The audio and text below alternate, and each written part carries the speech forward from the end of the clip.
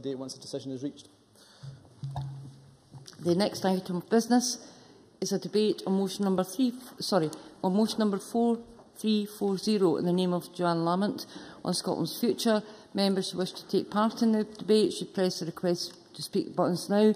And before I call Ms Lamont, can I remind everybody who's taking part in the debate today that we are very heavily oversubscribed. Your time limits will be extremely strict, and I hope that we can get in all speakers who want to get in. I call on Joanne Lamont to speak to me with the motion. Ms Lamont, you've got 14 minutes. Thank you very much, Presiding Officer. And before I begin, can I move the motion in my name? I note what you say about the debate being oversubscribed. It's our aspiration that this is a serious debate for the whole of Scotland. It would suggest from the noises right that there's no intention of having a serious debate about these matters. Presiding Officer, life in opposition could be very easy. Sit back, don't say anything controversial, criticise the government's weaknesses and hope that in a few years' time, come the election, people will think you can do a better job. But a few weeks ago, I met with a group of carers, and for me, it was the final straw in what has been worrying me for many, many months. Home helps, kind and compassionate people who support our elderly in their homes by providing meals, helping them to wash, and other basic day-to-day stuff most of us take for granted. It was there I learned of the concept of task and go. I heard about carers who have to fit in 4 visits in an hour. I heard about carers who are instructed not to talk to their clients because they simply don't have the time. We know that there are elderly people in our communities who see a different face every time they are due a visit. We remember all too well the powerful testimony of the widow of the late Ken Maitland, who had the indignity of having 106 plus carers through his door in a year. We know that there are elderly people who opt out of the care support because it is no longer working for them. Is this really the kind of care we want to see for our grandparents, our mothers and fathers, and for ourselves when the time comes? I decided enough was enough. Every week we are told by this SNP government how wonderful life is in Scotland, and any overhanging problems can be swept away with one magic solution. The presentation we hear from the First Minister every Thursday bears no resemblance to what I'm hearing in my community and across Scotland every other week. Well, we are not playing the game anymore. We cannot tell these women that everything is going to be fine. We cannot finesse something that isn't delivering for people. And we will refuse to have respect for a Scottish Government which claims to care but refuses to acknowledge these women and their concerns. A government which refuses to acknowledge what is going on in the real world. This Scottish Government does not like to be confronted with reality. In March, the First Minister accused my colleague Jackie Baillie of telling scare stories about the shortage of blankets in Scottish hospitals. And it took 92-year-old Helen Macbeth and Jack Barr, a great-grandfather, to come to the Parliament to tell him about their experiences before he was prepared to admit that all people were going without blankets at night. The First Minister told his party conference last year... John Mason. I thank the member for giving way. Would she accept that the real people in my constituency, which is one of the most needy in the country, are very positive about no tuition fees, about free prescriptions and about the freeze in council tax? Ms Lamont. I would hazard a guess that some of these women I met in Glasgow come from your constituency. They come from your constituency.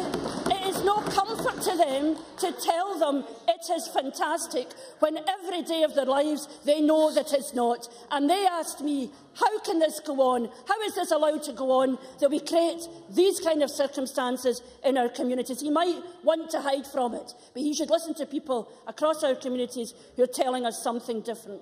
Now, the First Minister told his party conference last year that the rocks will melt with the sun before he allows tuition fees for Scottish students.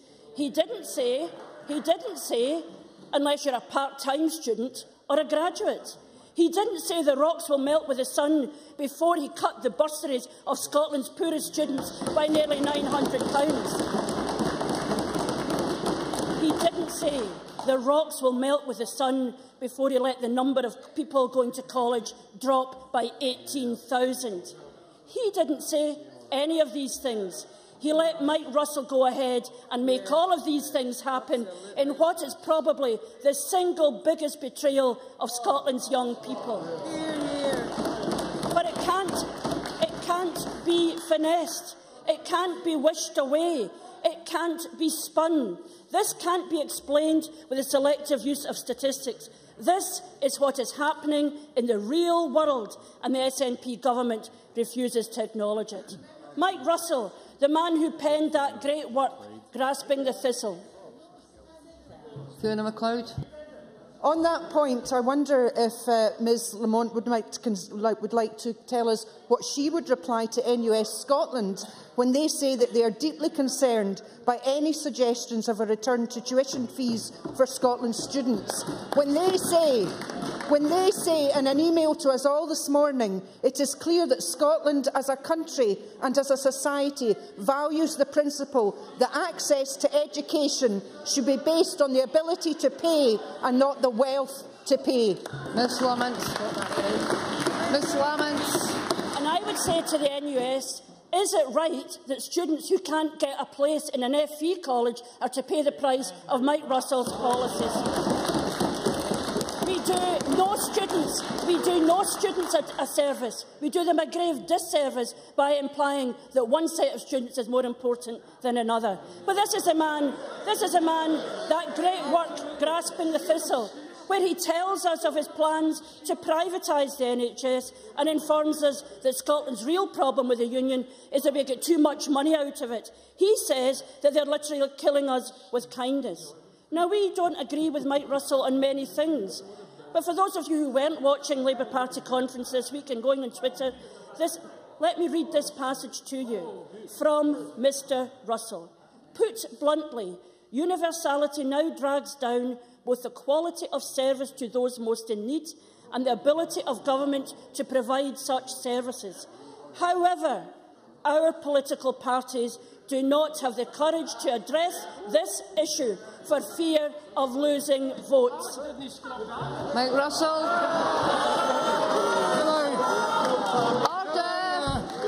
Can I thank the member for raising my sails yet again?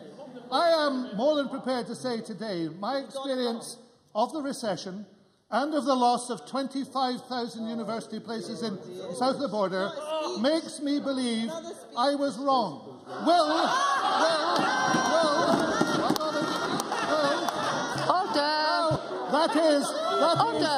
Presiding officer, that is the generous contribution to the debate I will make. Will she now admit that she is wrong to victimise Scotland's young people?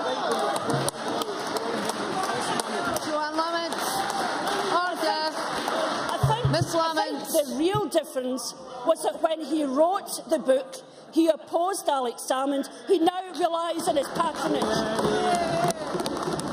It is illogical to say that you spend less on the poor at a time of recession than you would in a time of plenty. It makes no sense whatsoever. But, presiding officer, unlike Mike Russell, Order. I am not against universality. I just want to know how we're going to pay for it. We know these concerns exist at the heart of government, yet they are too cynical to voice them. Let me quote another one of the SNP government frontbench, our Health Secretary, Alec Neil. It would be inappropriate to use scarce resources to provide a free central heating system for some of our retired bankers, for example, who receive substantial pensions.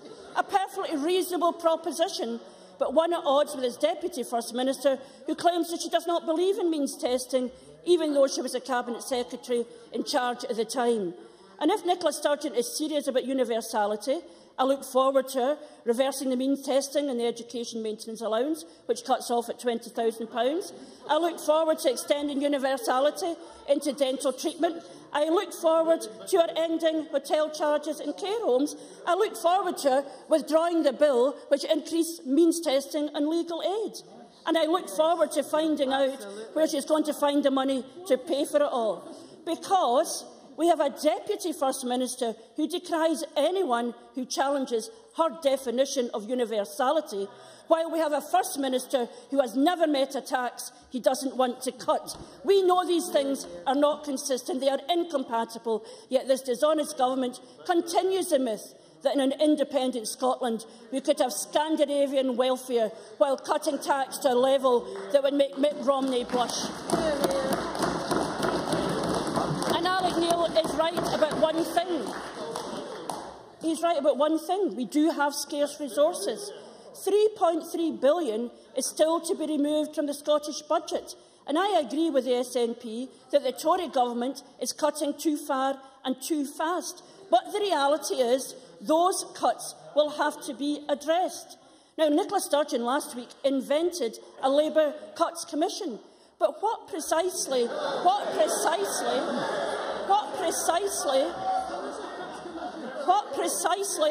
did she imagine John Swinney was asking Crawford Beveridge and Campbell Christie to do? Yeah. He asked them the question, what do we do in tough times? And Beveridge said, we ask the question not whether something is desirable, but whether it's affordable, and in those tough times, do we expect those with the broadest backs to carry the heaviest burden? Now, she is, of course, in complete denial, but the reality is there are now people out there facing the consequences of SNP cuts every day.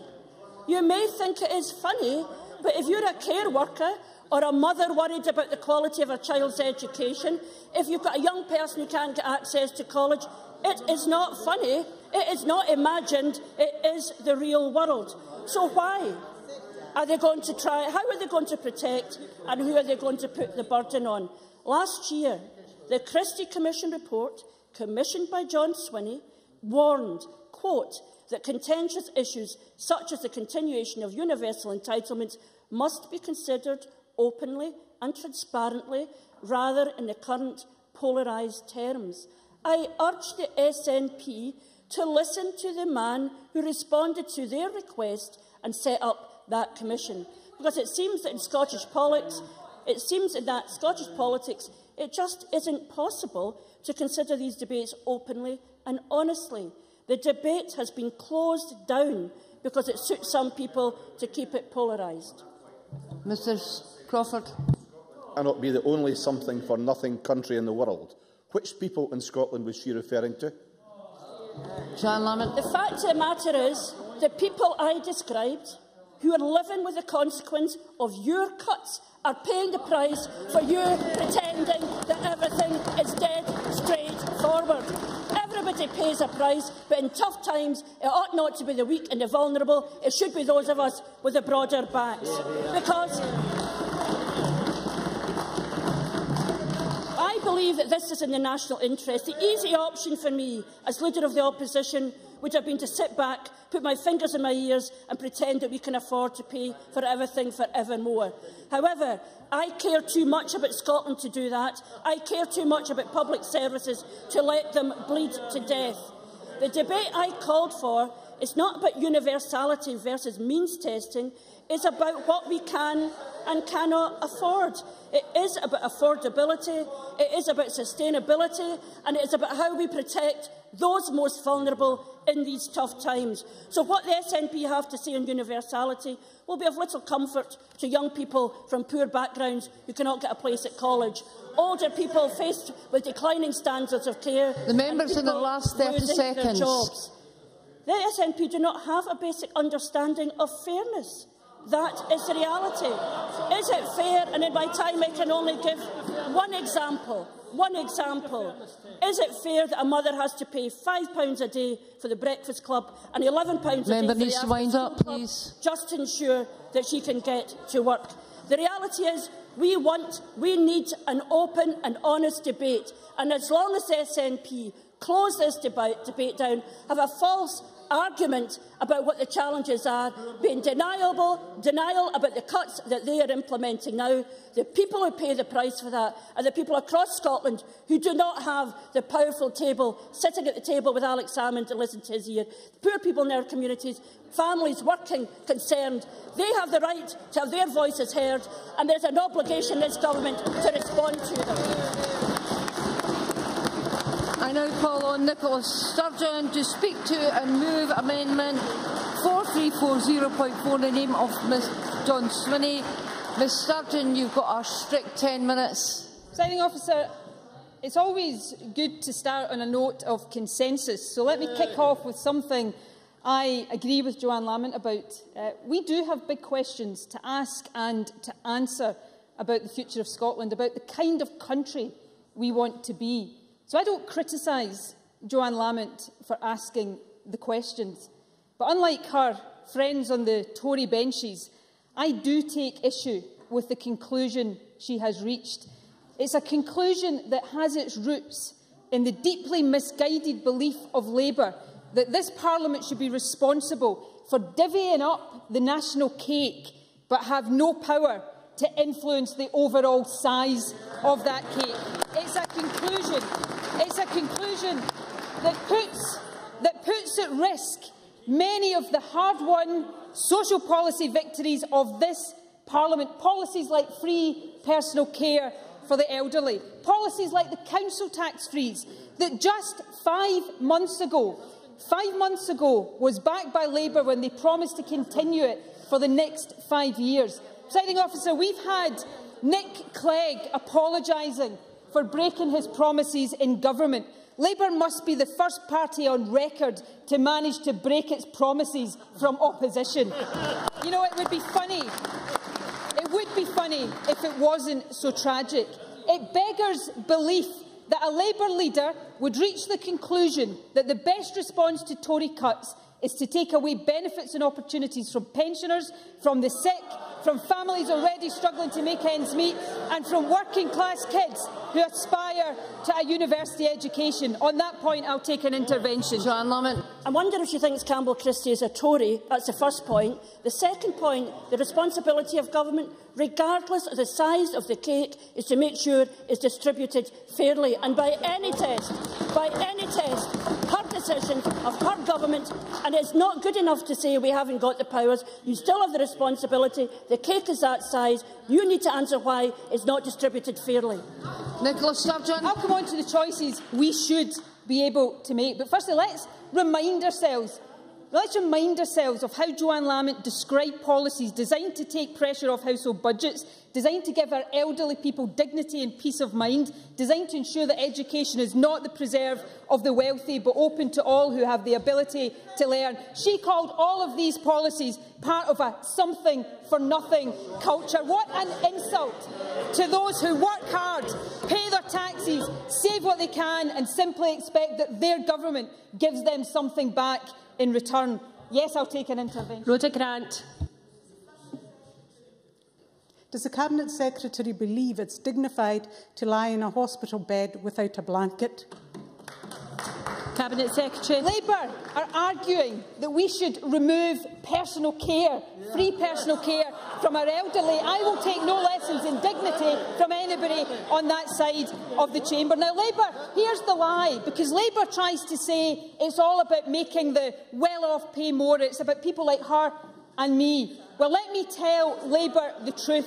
Let me tell Joanne Lamont who she has really put in the frame, who she has chosen to make this debate about. It's the pensioner in my constituency who's worked all her life, who told me recently that before concessionary travel, she rarely got to see her elderly sister who lives in Inverness, but now she can do so whenever she wants. It's about the woman with a serious, life-limiting chronic condition, earning not much more than £16,000 a year, who told me that she often had to choose which of her medicines to take because she couldn't afford to take them all. It's the dementia sufferer whose free personal care might make the difference between her having to sell her family home or not. And yes, it's the young person the young person from a working-class family who dreams of going to university, but who knows that if there are tuition fees, she won't be able to do so. And Joanne Lamont likes to make these things personal, so let me tell her this. That one is about me, because that was me, that working-class kid going to university. We are the beneficiaries. We are the beneficiaries of free education. We have no right to pull up the ladder of opportunity and deprive today's young people of what we took for granted. So Presiding Officer, these are the people that Joanne Lamont has chosen to make this debate about. No wonder that voices in her own party are calling her approach chaotic and shambolic. So let's put it to the test. Hands up those on the Labour benches who think we should take away the bus pass. Hands up those who think we should reintroduce tuition fees or take away free personal care. Hands up those who think we should restore prescription charges. Yes. Drew Smith. Could I have Drew Smith's microphone, please? Drew, is your card in? Can we have Drew Smith's microphone? Thank you. Thank you, Presiding Officer. The Cabinet Secretary used two examples, elderly people and the services that they rely upon, and a young person going to university. What is her answer to the elderly people now who are facing an unfair system of social care charging? What is her answer to the student applying to college this year, now, under the SNP government, not when she was a student applying for university? Cabinet Secretary. This Parliament should have power to grow the economy, increase revenues and not be forced to choose between one student and another student. Presiding Officer, those on the Tory benches... Order, we can't hear the Cabinet Secretary. Those on the Tory benches would have been quick to put their hands up to my questions, because, of course, all the people I talk about are the people that Labour think should bear the brunt of Tory cuts, the people that Labour would subject to the indignities of means testing for their bus pass or their personal care. Well, we think differently. Presiding Officer, we will protect the council tax freeze, free education, bus passes and personal care for our elderly, and the principle of healthcare free at the point of need. We will do it within a balanced budget, a budget that, yes, has been cut year on year by the Tory government that Labour is so keen to team up with, but that will nevertheless strive to boost growth, protect jobs and household budgets and make Scotland a fairer place to live. I'll take an intervention from Margot MacDonald. Margot MacDonald. I thank the Minister for giving way. I think it was a mistake, right enough, but I think I'm the only one old enough to have a bus pass. And although I believe utterly in the principle of universality, if we take the bus passes and the example that the Minister gave of a sister going to visit her elderly sister in Inverness, my sister will kill me for saying she's elderly, but I wouldn't mind having a certain number of passes per year when I could go and see my sister. You could actually tinker with that bus pass. You are asking for ideas without giving up the principle. Cabinet Secretary. Well, I think Stuart Stevenson might take issue with her on the fact that she's the only person in the Parliament that qualifies for a bus pass. But, you know, the issue, we hear lots of examples cited of millionaires who qualify for bus passes. Most of them won't use their bus passes, and we don't pay for people who don't use their bus passes. It is people like my constituent who rely on the bus pass, and these are the people that Labour want to penalise. But the point, Presiding Officer, is we have made our choices, and these are choices we will stand on and choices that we were elected on. But these choices are not the biggest difference between Labour and the SNP. The biggest difference is this. Labour is happy to accept a future for Scotland that has us simply deciding how we pass on Tory cuts. We are not. The real tragedy of Joanne Lamont's speech is that she has allowed herself to be imprisoned in a Tory straitjacket. We think differently. We want all of this country's resources to be available to this Parliament so that we can seek to chart a different course and shape a different future. You know, I've said before and I will say again, independence is not a magic pill. It will not take away the difficult financial climate or the difficult decisions we face, but it will open up different Cabinet choices. Secretary's in her last In minute Joanne now. Lamont's world, the only choice is whether to punish the pensioner or the student, to pass the cuts to the sick or the family struggling with council tax. With independence, we will have different choices, the ability to make choices to get our economy growing faster so that revenues increase, the choice to shape a welfare system that reduces welfare costs by lifting people out of poverty. And we will have the choice, the real choice, not to spend hundreds of millions of pounds on Trident nuclear weapons, but invest instead in the things that really matter. So that's the real debate, Presiding Officer. It's a debate about who is going to determine the choices that define our politics, who is going to shape our future as a country, a right-wing Tory government or this Parliament and the people whose lives are affected by the decisions we take.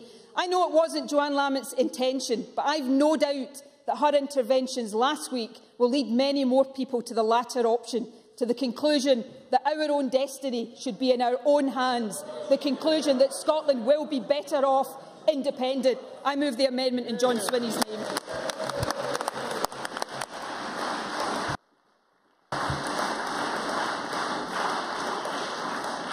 Order. I now call on Gavin Brown to speak to and move Amendment 4340.3. Mr Brown, a strict 6 minutes. Thank you, Deputy Presiding Officer.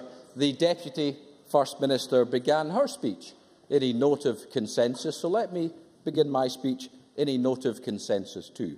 I agree entirely with Nicola Sturgeon when she says that independence is not a magic pill.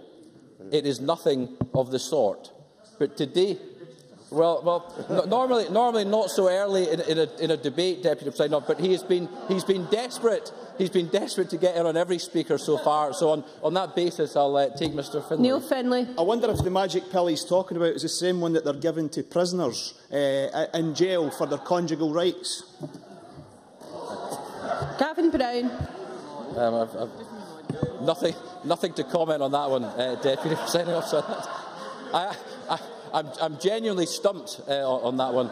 But let's be serious then for a moment. If we're absolutely serious and if we're honest across the chamber, the debate on universal services is not one that anybody actually wants to have. People like universal services, and inaction in relation to universal services feels like the path of least resistance. And in the short term, it most certainly is. It's not a debate that we want to have, but it is a debate that we need to have. And that's where I do agree with what Joanne Lamont had to say on that point. We have to take some decisions now. We have to look into this very, very carefully. Why?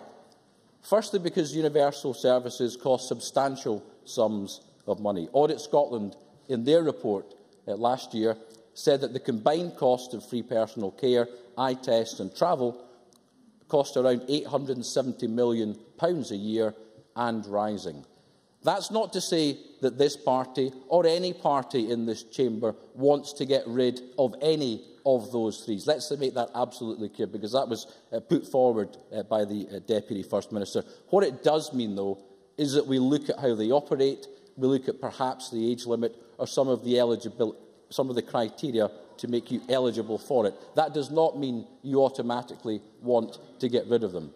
They cost a lot of money, and at the same time, we have a tough environment for public finances, and we have demographic change colliding in behind it. Between 2008 and 2033, the number of people aged 60 or over will rise by 50%. The number of people aged 75 or over is almost set to double. Doing nothing, if we are honest, is not an option. It's not good enough just to stand up and make a stump speech about independence. It is important to look very carefully, critically and analytically at these issues. Now, the impression was given today by the Scottish Government that they are not open to any discussion on any universal service. Well, let's just look at bus travel, because the impression was given today that it's no chance of anything changing under the SNP. But let's look at what the Scottish Government actually said just a couple of years ago.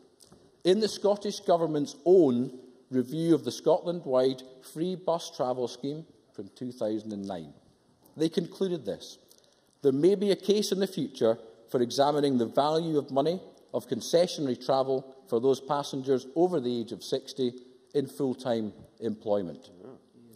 And at the end of that report, one of the final recommendations of the Scottish Government's own report, that further work should be undertaken specifically to examine the long-term sustainability of the scheme. So in 2009, the Scottish Government accepted that you could review the system and that you could change the age criteria over time. But in 2011, just before the Scottish Parliament elections, they were suddenly against it and it was a terrible crime. And ever since, they make it sound that anybody who questions concessionary travel automatically wants to remove it. What a lot of rot, Deputy Presiding Officer, when it was their own words just a mere 3 years ago. And the reason it's so important to examine, Deputy Presiding Officer, is because the universal services that we have are primarily demand-driven. With the very best of intentions, we have created demand-driven engines in our budget. Professor David Bell said this: the big thing about universal services is that they are open-ended commitments. I think that they should be revisited every 5 years to see whether they remain affordable. It's also important to look at the afford-to-pay principle. We heard some discussion about that, and we heard about examples of people who benefited from the concessionary travel scheme. An excellent example, and I have to say, and a perfectly fair one, from Nicola Sturgeon. But we hear examples too of people who can pay and are perfectly willing to pay, but actually, because they have a free bus pass, they don't pay. Now, we can trade examples, but let's look at what the former Auditor General had to say about this. Someone who didn't just assume that millionaires don't go on the bus because they've got a bus pass. He said this: the cost of providing free transport to people who are over 60 and still in employment is £34 million or so. That is dead weight expenditure, if ever I saw it. I'm afraid the member's finishing. I have only 12 seconds left, Mr MacDonald. I do apologise, but I can't. Deputy Presiding Officer, I move the amendment in my name, but I say this: my amendment is likely to be defeated because Mr Swinney's will pass, but we have asked that, as a first step, the Scottish Government agree to publish, in a few months' time, 10 years' worth of projected data for universal services going forward, so that all of us can see the figures to the best of our ability and can have an open, honest and transparent debate on the issue. Thank you. Thank you very much. We now turn to the open debate, and I have to remind members that time is very tight, so I can't compensate for interventions. The choice is yours. I call Linda Fabiani to be followed by Hugh Henry. Thank you, Presiding Officer. When I first saw the title of the opposition debate, Scotland's Future, I thought that we would be debating the fact that 6 months after announcing her intention to appoint a Let's Try Again to Kill Independence Stone Dead Commission, Scottish Labour's leader had finally confirmed its members and timetable. But no, this debate is about a different Labour Commission. It's the Let's Kill the Principles of the Labour Party in Scotland Stone Dead Commission, or as Joanne Lamont called it earlier, the Cuts Commission. The motion itself invites us to agree with Campbell Christie that we require open and transparent consideration rather than the polarised terms current. And yesterday, Joanne Lamont was on BBC Radio calling for a mature debate. However, last week, Joanne Lamont made it clear that for her the debate is over. In the language of the Daily Mail, she targeted Scotland's elderly, her sick and her young people to carry the can for the economic crisis precipitated by Labour and worsened by the Tories. The welfare state, trumpeted by Better Together as the glue of the union, was dismissed by Joanne Lamont as the something-for-nothing culture. And she tells us we misunderstand. She simply wants a debate and claims not to know in what direction Labour's policy is heading. Unfortunately for her, we don't need to rely on Joanne Lamont to see where Labour's going. I was watching Labour's conference and I saw Margaret Curran, Shadow Scotland Secretary at Westminster, rush ahead of Joanne Lamont, leader of Scottish Labour, to greet Ed Miliband. That action reveals Labour's true pecking order. It reminded me that as long ago as January, Margaret Curran gave much the same speech as Joanne Lamont did last week. So Margaret Curran at Westminster signals policy changes on devolved matters before Joanne Lamont gets there. That was, of course, reinforced by Liam Byrne, he of the "there is no money left" note. Ironically, Mr Byrne is now Labour's welfare spokesperson. At the Labour conference, he said, "There has always been a balance in the welfare state between universal benefits and targeted benefits, and I am afraid as part of ED's zero-based review, that balance has got to be looked at." So what was trumpeted as the leader of Scottish Labour laying out her stall in a grand speech was actually just a badly executed part of a London-led campaign aimed at the 2015 UK election. And the more Joanne Lamont struggles to align her actions to Labour's UK campaign, the clearer it becomes that the term Scottish Labour is just an electoral fig leaf. London calls the shots and is more interested in Scotland's voting strength than in allowing Scots to have real power. The power to make decisions that affect their children, their family, their communities and their country. Scottish Labour even called in their fourth emergency service, Douglas Alexander, to try to rescue that speech. And he invoked an Iron Bevan, quoting, "The language of priorities is the religion of socialism." Well, the priorities of the people of Scotland, socialist or otherwise, are different from those of UK Labour. They showed that very clearly when they voted in May last year for a party, the SNP, that espoused social democratic values and laid out an honest manifesto. Of course, Labour's 2011 manifesto included a pledge there would be no upfront or back-end tuition fees for Scottish university students. Scottish Labour have since welcomed the abolition of prescription charges, and Labour's council candidates, as we heard from the Deputy First Minister, pledged council tax freezes and falsely accused the SNP of trying to do away with concessionary bus travel. And yet they wonder why, Presiding Officer, when Labour says they want an honest or mature debate, nobody takes them seriously. Yes, choices have to be made. The SNP government has made hard choices and has competently and efficiently delivered balanced budgets. The much-loved and much-missed Campbell Christie himself explained that a supportive and inclusive society is about much more than money.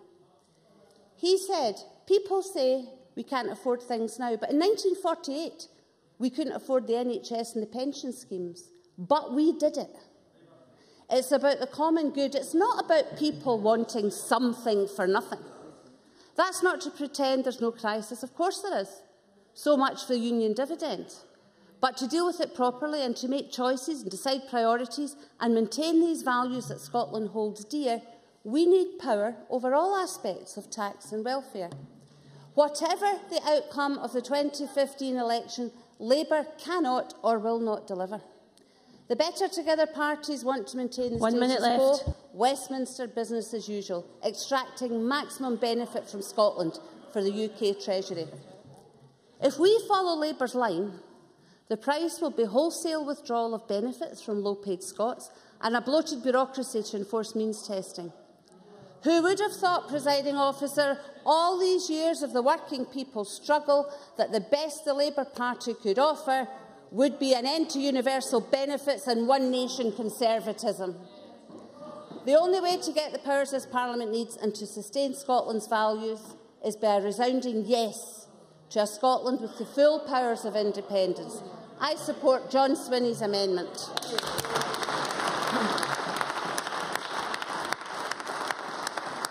I now call Hugh Henry to be followed by Stuart McMillan. Presiding Officer, it's a shame that something so significant and serious as this is reduced to sloganising about independence and nothing else. Now, whether or not Scotland decides to vote to separate from the rest of the United Kingdom, that really doesn't change the fact that we will have to confront the problem that is in front of us.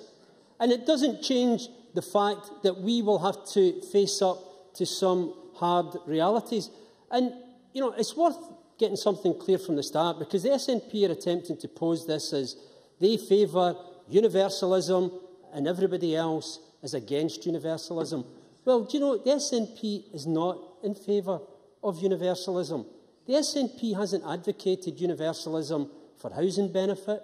It hasn't argued it for council tax benefit. We've heard that they didn't support it for free central heating systems. They don't support it for NHS dental treatments. They don't support it for NHS optical vouchers, nor do they support it for travel costs to hospitals or for free school meals or indeed for legal aid. So this is not a debate about that party supporting universalism and the rest opposing it.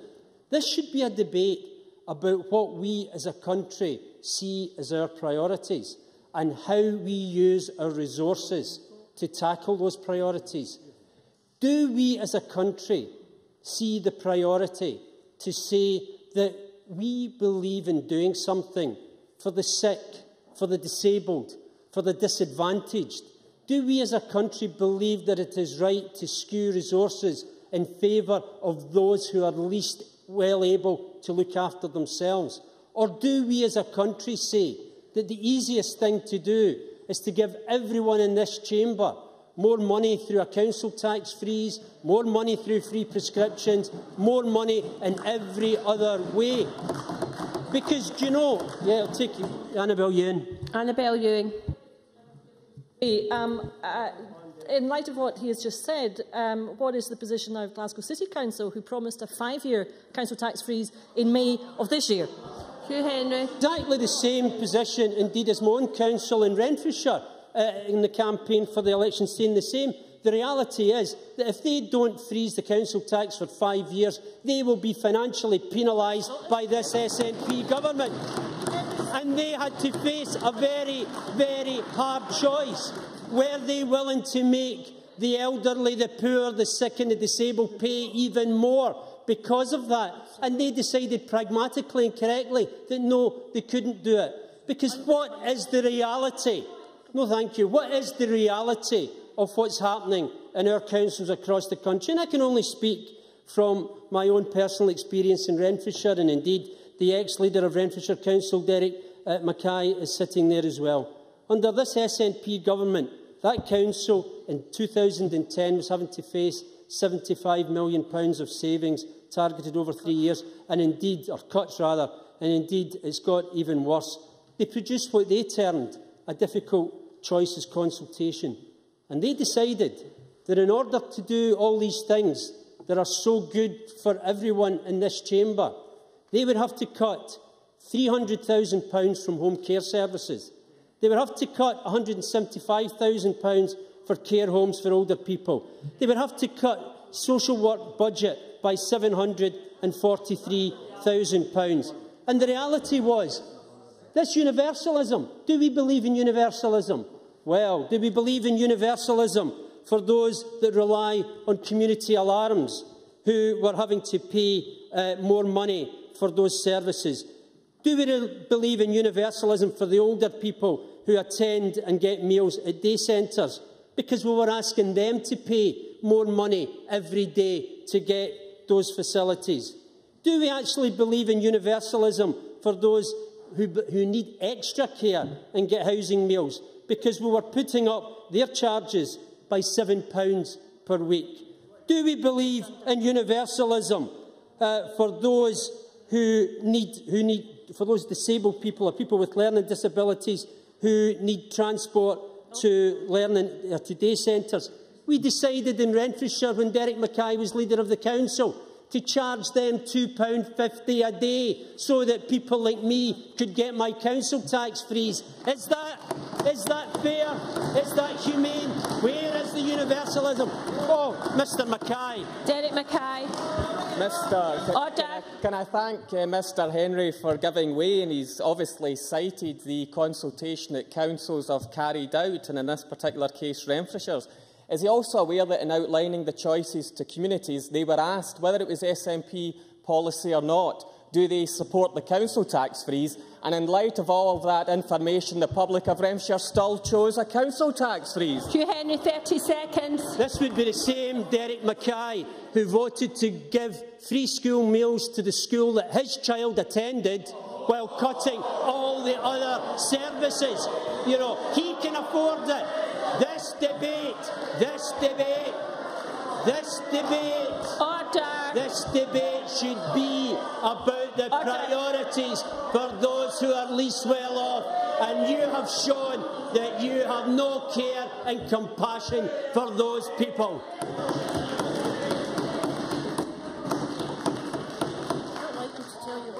I now call Stuart McMillan to be followed by Jackie Bailey. Presiding Officer, the future of Scotland is of the utmost importance to me and will be for every one of us here in the Chamber. Whether it's a future as a normal independent nation, which I obviously favour, a future with the limited powers as we currently have, or a future with a promise of more powers, as indicated by the Prime Minister earlier this year, time will only tell, and the people of Scotland will decide. Now, I grew up in a time when the economic heart... Order, please. We can't hear the member. I grew up in a time when the economic heart of Inverclyde was being systematically dismantled by a Tory UK government. And in that time, Inverclyde, the area in which I still live, has survived. But there are some current positives, though, with the likes of Ferguson Shipbuilders in Port Glasgow building the world's first 2 hybrid ferries, creating jobs, and this is due to an investment from the Scottish Government, and Stepper Technology in Greenock, who have doubled their workforce over the last year. But more still needs to be done. But there have been huge challenges, and there still are. But I believe Inverclyde, as I said, the area in which I grew up and still live, can have a successful future. In that future, as well as employment issues, we need to ensure that we can protect everyone who actually lives there. This is where this Parliament has worked, not only for Inverclyde, but for the whole of Scotland. This Parliament has introduced a number of initiatives that have had a positive impact on all of our constituents. The introduction of the free personal care for the elderly, free eye tests, the concessionary travel scheme, free dental check-ups, free prescriptions, and the council tax freeze, which I note the council tax freeze, which only today in the Lennox Herald was actually warmly welcomed by the Western Berkshire Council leader, Martin Rooney, when he actually said, "We have no plans to raise council tax over the next 5 years. I accept the right of my leader of the Labour Party to make these comments," the comments from last week, "but we've made plans." I actually agree with Martin Rooney on that point. Okay. Lewis MacDonald. Will the member accept that it's perfectly reasonable for local councils to make their own decisions about setting local taxes? Indeed, is that not the right way to go going forward? Stuart McMillan. I agree. I agree that local authorities should be making their own decisions. Absolutely. But I also agree. I also agree that the council tax freeze has been hugely beneficial across the whole of Scotland, including Western Berkshire, Mr MacDonald. I also appreciate that there are financial challenges facing Scotland and elsewhere in these islands due to the huge debt burden left by UK Labour and the failing austerity measures underway by the Tory Lib Dem coalition, a cuts agenda that is too far and too fast. And we all know, Presiding Officer, that the former Chancellor and now leader of the anti-independence campaign, Alistair Darling, said that Labour's cuts would actually have been deeper and tougher than Thatcher. He said this pre-2010 before he was booted out of office. Now, I know how Margaret Thatcher's cuts affected Inverclyde, and I can assure you that I don't want to go back to that. Johan Lammett's speech last week and the verbal gymnastics that happened in the aftermath only highlight to us on this side of the chamber what the future of our Scotland continuing in the Union will actually look like. Now, I too can actually quote the phrase about one nation, Mr Miliband and Disraeli. With one nation, they will slash more services. In one nation, you will pay more council tax. One nation, if you want free personal care to be scrapped. One nation, if you want to pay tuition fees. And one nation, if you want to pay for prescriptions. Now, the list can go on, and I'm happy to provide some more helpful slogans to the anti-independence campaign. But according to Professor Arthur Midwinter, I've already taken one, sorry. According to Professor Arthur Midwinter, obviously Labour's advisor and their Cuts Commission, he said that all universal provision is on the table. So if we are to have an open and honest debate with everything actually on the table, can Labour today confirm or deny that any of the following are going to be on the hit list? Well, free eye tests be on the hit list, a free dental check-ups to be on the hit list, and also fewer apprenticeships. When week in, week out, in this chamber, Labour members are continually calling for more to be done on apprenticeships. Only we've already heard about Glasgow earlier on this year. In May of this year, Labour's campaign in Glasgow, they were highlighting in the manifesto that they were the first council to introduce the council tax freeze, a manifesto policy that Johan Lamont obviously campaigned on. And as I said a few moments ago, Martin Rooney, Western Berkshire Council today, obviously agrees with the council tax freeze. Now, Labour in Glasgow also pledged to provide an affordable warrant dividend of £100 to all people aged over 80 every winter. Is this now going to be a goner? And finally, Labour stated that they will continue to provide free swing for the under-18s and over-60s, free golf for the under-18s and free bowling and tennis for all, and Labour will extend free golf on council courses to the over-60s. So, Presiding Officer, I think Labour's contribution to the debate is very clear and obvious. Pay more council tax, pay for prescriptions if you're ill, pay for eye tests, pay for dental check-ups, and senior citizens to pay for travel and their personal care. But if you play golf or swim or bowl or play tennis, you can do it for free. That's reality, Mr Henry. The praise lavished on Johann Lamont by her Tory friends in Scotland and also Wales may be nice for her to hear, but I can assure you it's galling for Scotland's senior citizens who remember Margaret Thatcher. Now, who would have thought that Johann Lamont has become Scotland's Margaret Thatcher? Sure. I wonder how you feel about your own leader saying that the people of Scotland didn't have a problem with Thatcher's economic policies. 30 seconds left. Stuart McMillan. I'm sorry, Ms Lamont, but I'm sorry. Who would have thought that you had become Scotland's Margaret Thatcher? Now, people I've spoken to have been shocked by Labour's conversion to Tories' policies. But we in this chamber all know that they are joined at the hip in the Better Together campaign. They should actually be changing their title of the campaign from Better Together to Poorer Together. At least then there will be some honesty coming from the unionist benches on this debate. You must finish, Mr McMillan. And let's back John Swinney's amendment this afternoon. Jackie Baillie, to be followed by Jamie Hepburn.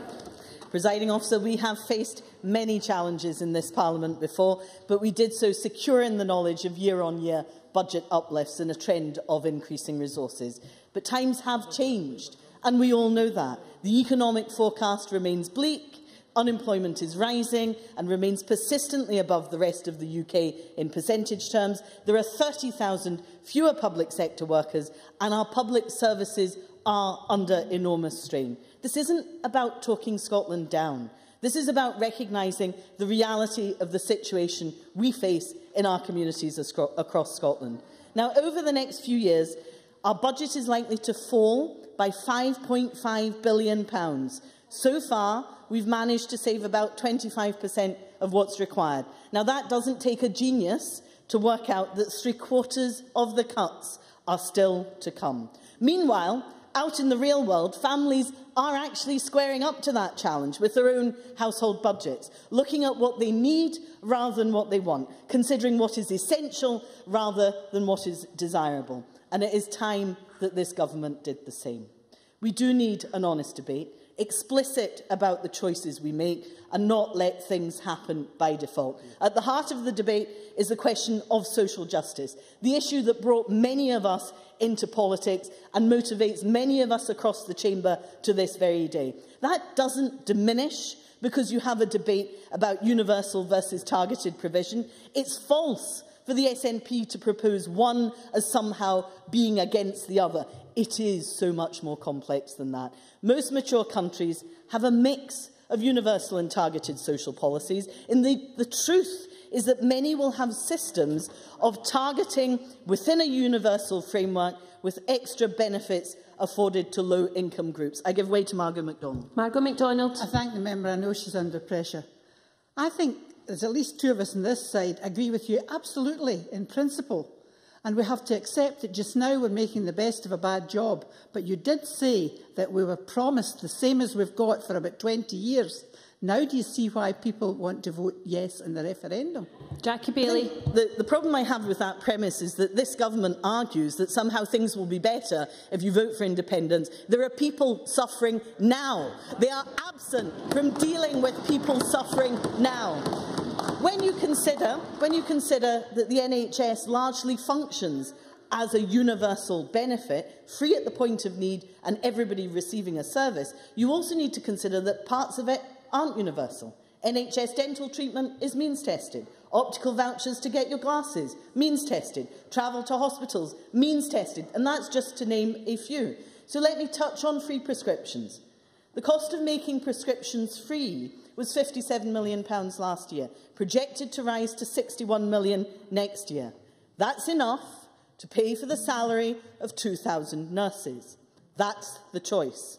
As a nation, we spend £1.18 billion on prescriptions, and that's a lot of money. But no, NHS Greater Glasgow and Clyde is projecting for this year a £30 million increase in their prescribing budget. They're also planning to cut the number of clinical staff by an extra £15 million. That's 500 nurses. So what is the choice? Hands up those on the SNP benches who want to have 2,500 fewer nurses and midwives taking their numbers to a 7-year low. None. OK. Is that the exchange for free prescriptions? Because we have a choice to make. Hands up those on the SNP benches who believe that providing an advantage for people like bankers is right when food banks are appearing in our towns and cities. Because that's the choice we face. Hands up for the final time those on the SNP benches who are content to ignore the anecdotal evidence from GPs of people presenting for cold remedies or indigestion tablets, things they would have previously bought over the counter, rather than investing in patient care. Presiding officer, that's the choice, and I see no hands going up. Nicola Sturgeon talked last week about a dividing line. On today's performance, she clearly does not realise that the time for soundbite policies and retail politics is over. We do need to reflect on the reality of our financial circumstances and decide what is important now, not at some point in the distant future. Let me turn briefly, presiding officer, to social caring coming to a close.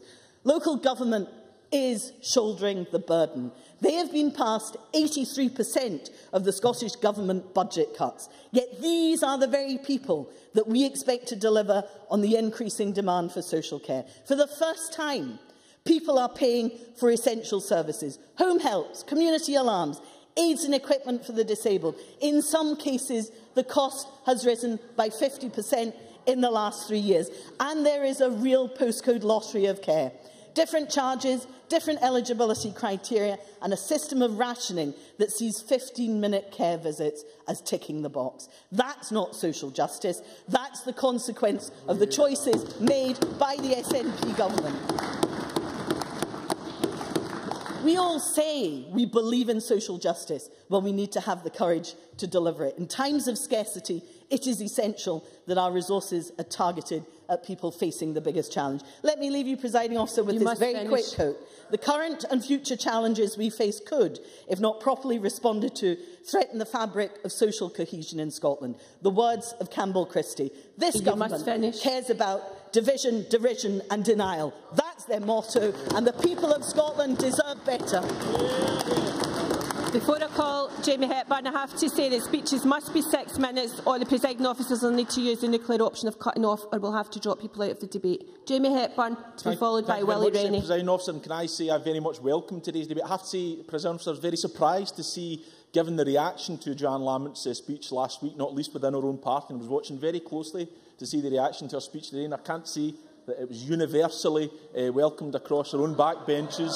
I would have thought that this was a subject best avoided. So, but who am I to look a gift horse in the mouth, President Officer? I'm very happy to speak in this debate today. In relation to the issue that Jackie Bailey referred to, she's absolutely right. People are suffering now. We recognise people are suffering now. And I think it's very interesting to hear from a Labour Party that are saying that the people cannot wait till the referendum in 2014 because they're suffering now. And I see Jackie Bailey is saying that now.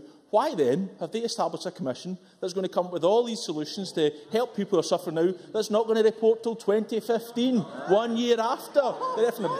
Joanne Lamont. Joanne Lamont. Next meeting of our economy group next Monday. When is Mr Swinney going to start acting on what Campbell Christie said and what Beveridge said? Jamie Hepburn. Well, I'm sure we all wait with bated breath to hear the findings of Labour's Economy Committee, Ms Lamont. I'm sure we look forward to hearing what they've got to say. I was very surprised by the announcement by Joanne Lamont last week, presiding officer. It seemed to be predicating the idea of Scotland having a something-for-nothing culture. I absolutely reject that kind of divisive terminology. I think it's very unfortunate to inject that kind of terminology into public debate. And more than that, presiding officer, because I don't accept it as a something-for-nothing culture, because let's remember, people are paying taxation into the system. But why is it that Joanne Lamont cannot explain what she means by the something-for-nothing culture? Because she was asked 4 times on Good Morning Scotland yesterday to explain what she means by it, and not once could she explain it. I'm happy to give way to her now if she can tell me what she means by something-for-nothing. Joanne Lamont. Tell you what I mean. When we end up getting free prescriptions and the price is paid by somebody who can't get the care they need in our community. The women who were speaking to me last week, that's what I mean. Nobody gets anything for nothing. Somebody somewhere bears the cost. I'm happy to do it through taxation, but the reality is, with your job budgets, what is happening, your policies, independence in 2014, so this Parliament has powers over taxation, so we can instigate a proper system of progressive taxation. Mr Hepburn, you took the intervention. So she's allowed to chunt her on. Alex Salmond says he's going to cut corporation taxes under an independent Scotland. How does that improve the public purse? Jamie Hepburn. Well, I didn't actually hear the end of it, but I don't think I was particularly interested in hearing it anyway, Presiding Officer. Can I also say, I'm not only surprised, Presiding Officer, by the terminology, but also by this change in position by the Labour Party. Linda Fabiani rightly referred to a number of pronouncements by Labour figures at their conference. I want to refer to something that was said by Ed Miliband in his speech yesterday. He was referring to the Tory Liberal government. He referred to them as incompetent, hopeless, out of touch, U-turning, pledge-breaking, make it up as you go along, back of the envelope, miserable shower. He's absolutely correct, Presiding Officer, to refer to the Tories and the Liberals in that regard, but I suggest to Ed Miliband he can look closer to home at the Scottish Labour Party and Joanne Lamont. Because let's look, Presiding Officer, at the 2011 manifesto for the Labour Party. In terms of free tuition, they pledged that they would not instigate tuition fees. In terms of free prescriptions, they said they would not reintroduce charges for prescriptions in Scotland. They said in terms of concessionary travel, they will sustain the concessionary travel scheme. And in free personal care, they talked of retaining the commitment to free personal care. And now we have a Cuts Commission where nothing is off the table. So when Ed Miliband refers to an incompetent, hopeless, out-of-touch, U-turning, pledge-breaking, make it up as you go along, back of the envelope, miserable shower, he could be talking about Joanne Lamont and Scottish Labour, frankly, Presiding Officer. Can I also say, Joanne Lamont has suggested that this vote fast is predicated on injecting honesty into the debate, given that what I've just read out there, Presiding Officer, given that these were commitments made in their election manifesto last year, is it not then safe to say that they presented a very dishonest prospectus in last year's election? I want to talk about why it's important to see, very briefly, Mr Kelly. James Kelly. Taking the intervention. In terms of the issues before this Parliament, can Mr Hepburn explain to me how his party will deal with families living in overcrowded accommodation in my constituency? What budget choices will you make to address these concerns on the ground now? Jamie Hepburn, and you get into your last minute. More homes are being built by this government than your government ever were, Mr Kelly. That's how we're dealing with that. And let me talk about why what the Scottish Government is doing is important. Let me talk about the council tax freeze, Presiding Officer, because it's been very interesting to hear that criticised on the basis that the wealthiest are benefiting the most. Well, frankly, that's not the case. If we look at the figures for this year, the average impact of the council tax freeze by income decile, the percentage of net household income saved by the council tax freeze for the bottom 10% is 0.8%, for the top it's 0.3%. It is the poorest in society who are benefiting most by the council tax freeze. And can also finish on this point, because I think that's an important point to finish on in terms of free prescriptions. I want Joanne Lamont to explain to the 600,000 people earning under £16,000 who benefit from free prescriptions why they shouldn't benefit of that. I want her to tell the 7,000 people in my constituency why they shouldn't benefit, the nearly 9,000 people who her constituency benefit. And she should know this, Presiding Officer. Well, she should know it's 600,000 people, because the reason we know there are 600,000 people is that in answer to a question lodged by Joanne Lamont herself, we established that there are 600,000 people earning £16,000 or less who are benefiting by free prescriptions. I look forward to this debate continuing, an honest debate continuing, Presiding Officer. I call Willie Rennie to be followed by Mark MacDonald. Thank you, Deputy Presiding Officer. It was interesting that Jamie Hepburn started off his sometimes reasonable contribution with saying that he welcomed the debate. You would have thought that last week with a hysterical reaction from the SNP benches. Hysterical, perhaps to the point of trying to shut down the debate.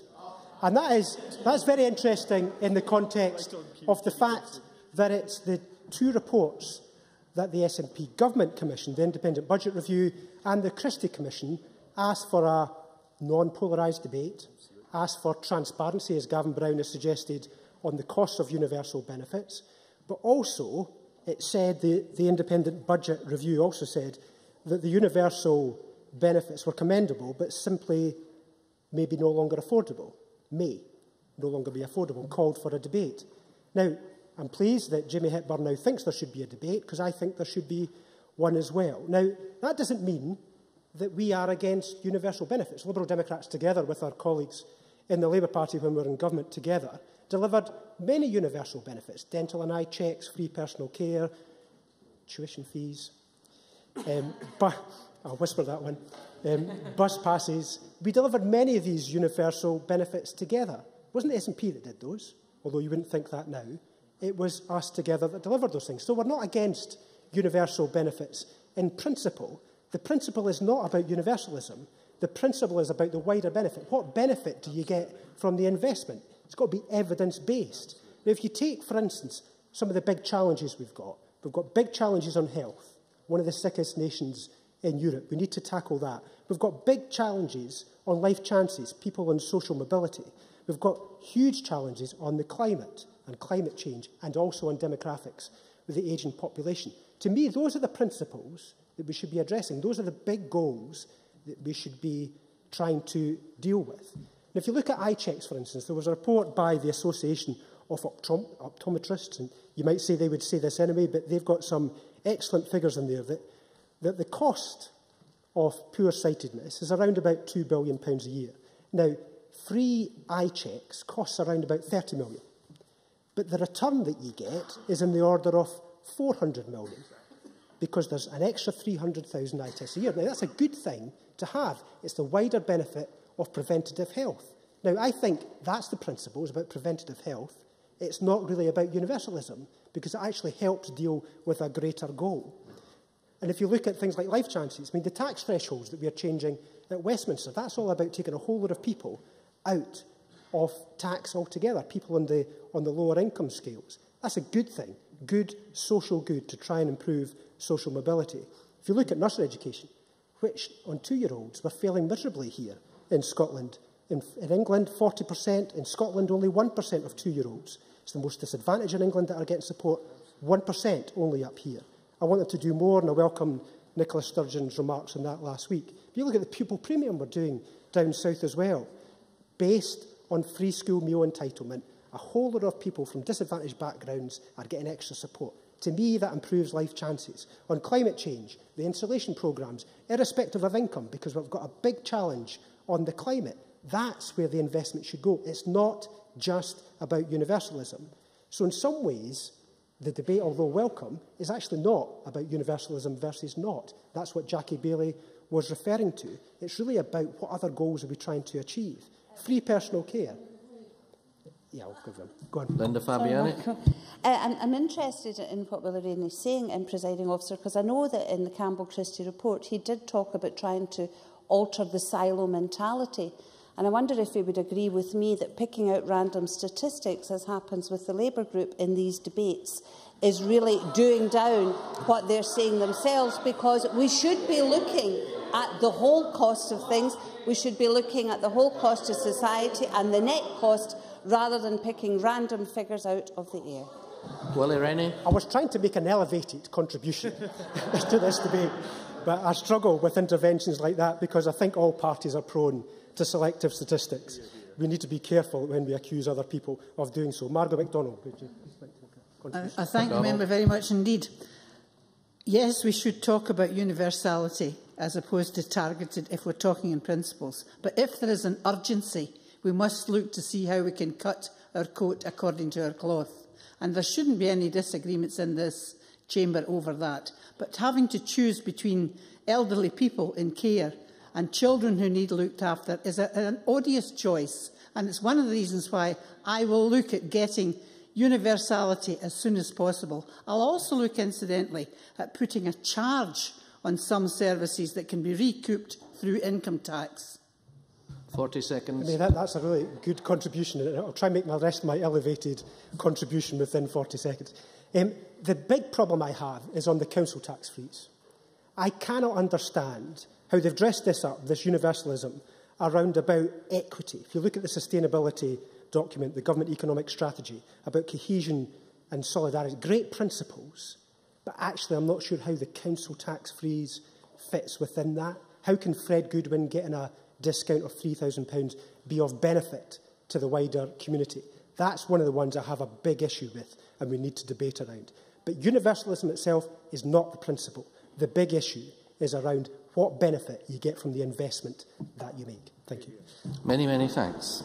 Now call on Mark MacDonald to be followed by Lewis MacDonald. Thank you very much, Presiding Officer. You know, Presiding Officer, it is possibly the lowest form of politics to bring another member's family into a debate and use it as an argument against. No, Mr Henry, you will sit down and you will listen. To bring Derek Mackay's family into this debate and use it as an argument against him is one of the most despicable things that we as politicians can do. But I want... Well... Order! Well, Mr Henry is right, it's about choice. And I want to speak about somebody who I have the right to speak about in relation to choice. Because as a member of Aberdeen City Council, we face tough choices as a council in relation to our budget. And the pernicious lie that removing the council tax freeze would have allowed us simply to wish away those tough choices, frankly demeans the debate somewhat. Those tough choices would still have remained. But we face tough choices around our additional support needs and learning disability budgets. And we took the decision to make reductions in those, knowing that we needed to reshape the services.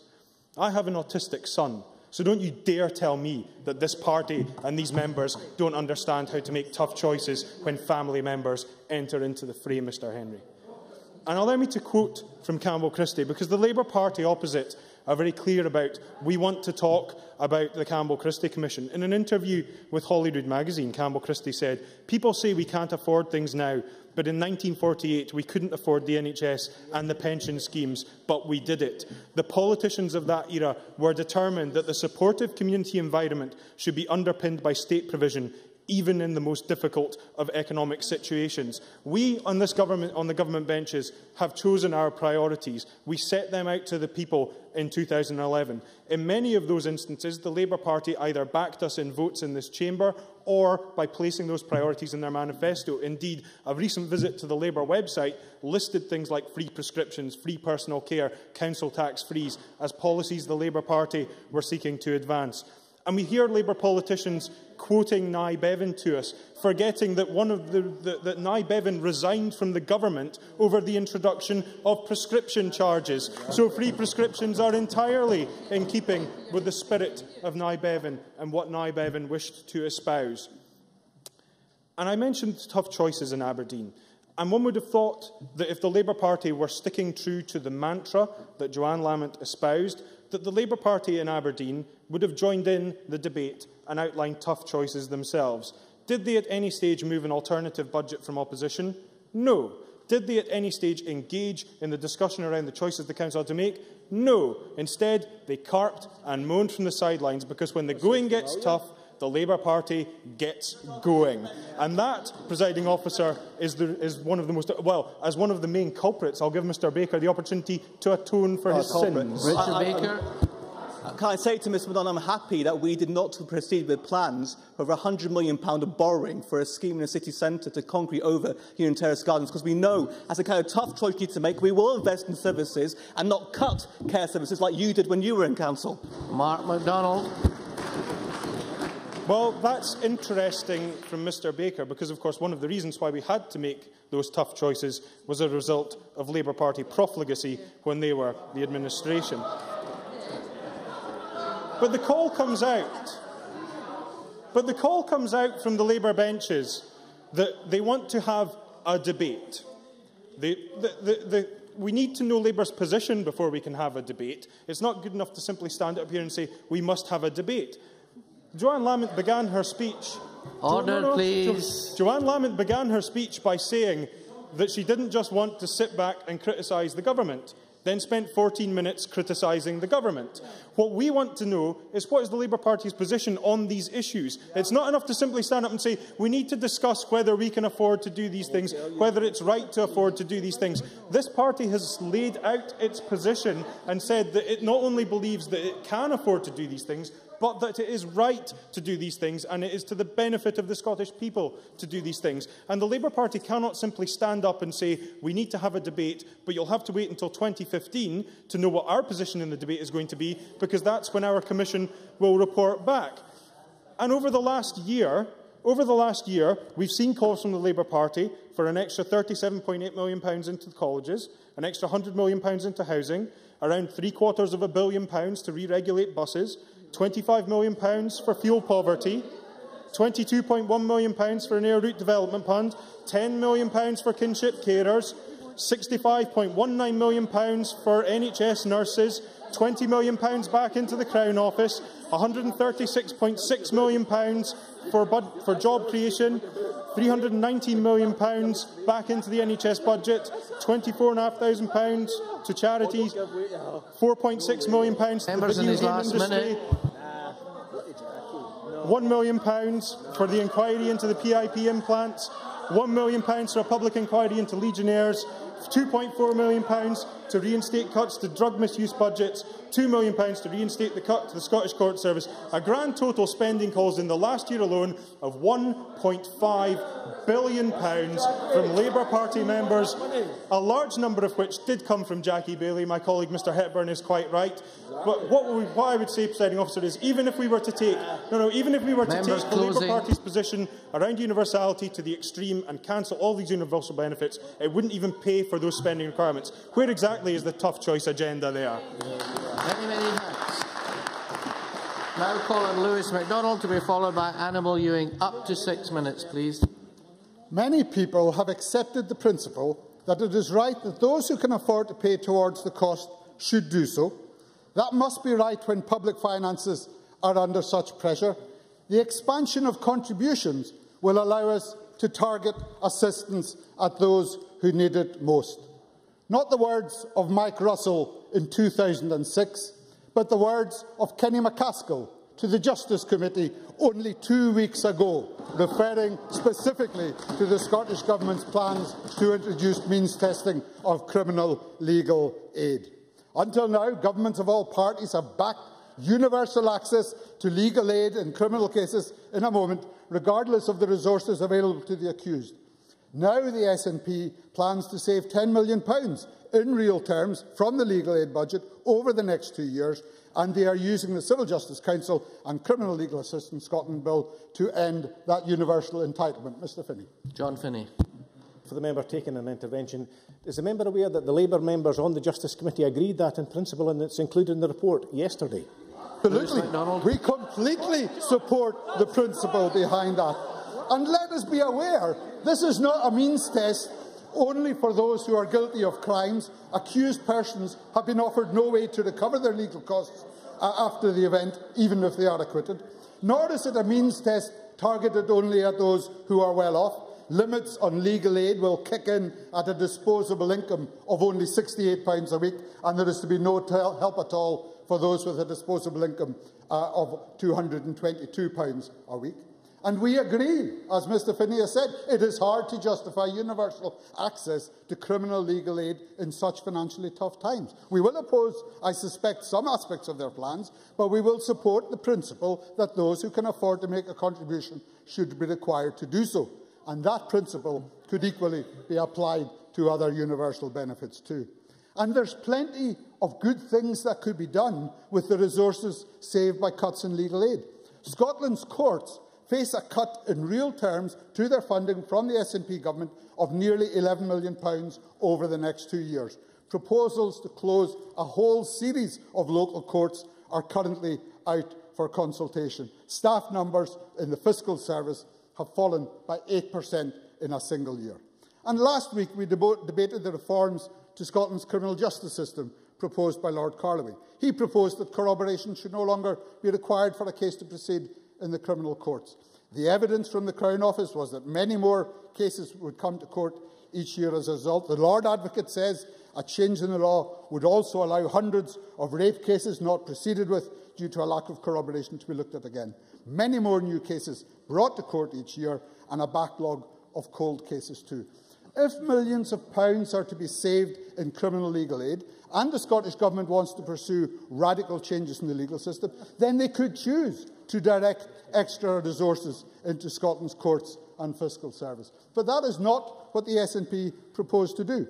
They will make savings from means testing one formerly universal benefit, but they want to take that money out of the justice system to fund all the other universal benefits they lack the political courage to review. And it is the same with headline targets. When the SNP promised to deliver 1,000 extra police officers, they forgot to say that all those officers and more would end up doing jobs previously done by civilian staff. Almost 1,000 civilian jobs have already gone in the last couple of years, according to the government's own figures, but that is only a small part of the devastating cuts to Scotland's police service which Kenny MacAskill has in store.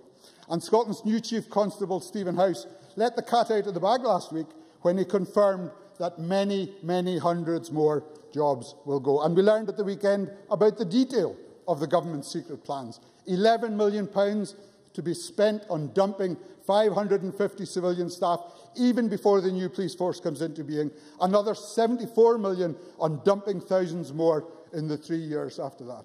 Yet the Justice Secretary will still not take responsibility for the thousands of jobs of loyal public servants which he intends to axe. No, thank you. A Scottish Government spokesman told the Sunday Herald this weekend that it will be for the new Chief Constable and the Scottish Police Authority to determine the balance between police officers and police staff in the new service. No doubt he will soon be telling us that large-scale privatisation in the police service is also an operational matter for the Chief Constable. I don't imagine Stephen House believes any of that. David O'Connor of the Police Superintendents is clearly none too impressed either.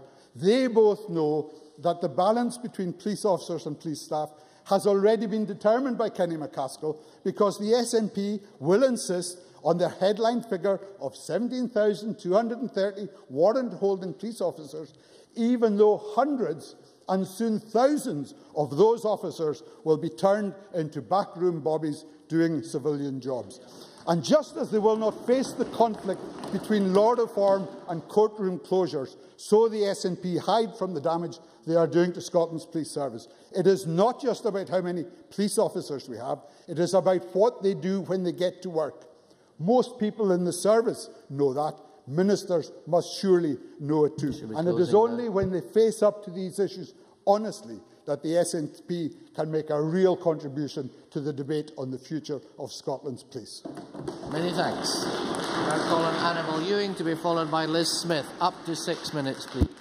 Thank you, Presiding Officer, and I'm pleased to have been called to speak in this afternoon's fairly lively, I would say, debate on Scotland's future. And I would say that, of course, all the work that we do here in this Parliament is to consider in the various sectors of economic life that we actually have a say over the kind of Scotland that we wish to see in the future as we scrutinise legislation and deal with other matters brought before us. So, therefore, to try to condense how I see Scotland's future into a 6-minute contribution in this debate is not without its challenges, Presiding Officer, and therefore I would wish to focus my remarks on certain issues only. And at the very outset, I would wish to stress that for Scotland to prosper, we cannot continue to operate with one hand tied behind our backs. For that is simply an illogical position for any nation to be in. And in order to transform our country and to see real social justice here, we need the powers necessary to do the job. That is, we need the powers of an independent country. For it is only, I would like to make some progress please, for it is only with those powers that we can gain control over all of our resources and therefore make use of our resources in accordance with the priorities of our country. And for example, I would like to make some progress. For example, it is only with the powers of independence that we can rid ourselves of the obscenity of spending billions and billions of pounds on weapons of mass destruction on the Clyde, which, of course, Labour seem to be very keen to do. I'll certainly take an intervention. Ms. Jackie Bailey. I am very grateful for the member for taking an intervention, because normally the choice is posited as Trident or schools and hospitals. Isn't it the case that the SNP's policy is that if you cancel Trident, all the money goes into defence spending? Annabel Ewing. Thank you, Presiding Officer. I have to say to Jackie Bailey that she may not want to hear the answer that I would give, which is that as an independent country, we could choose not to spend billions and billions of pounds on the obscenity of nuclear weapons, and could, for example, spend them on tackling child poverty and on having and securing a first-class education and health service in our country. Those are the kind of choices that the people of Scotland wish to make, and I believe will make in 2014, even if at that stage we have still not heard from the Labour leader as to whether or not she supports Trident renewal in this country. But to proceed, Presiding Officer, I would say that what we can do as an independent country is clear in terms of making our country the prosperous country that it should be, with the vast natural resources that we have at our disposal. And what could be more important? What could be more important than the health and well-being of our people and the education of future generations? And it saddens me, therefore, Presiding Officer,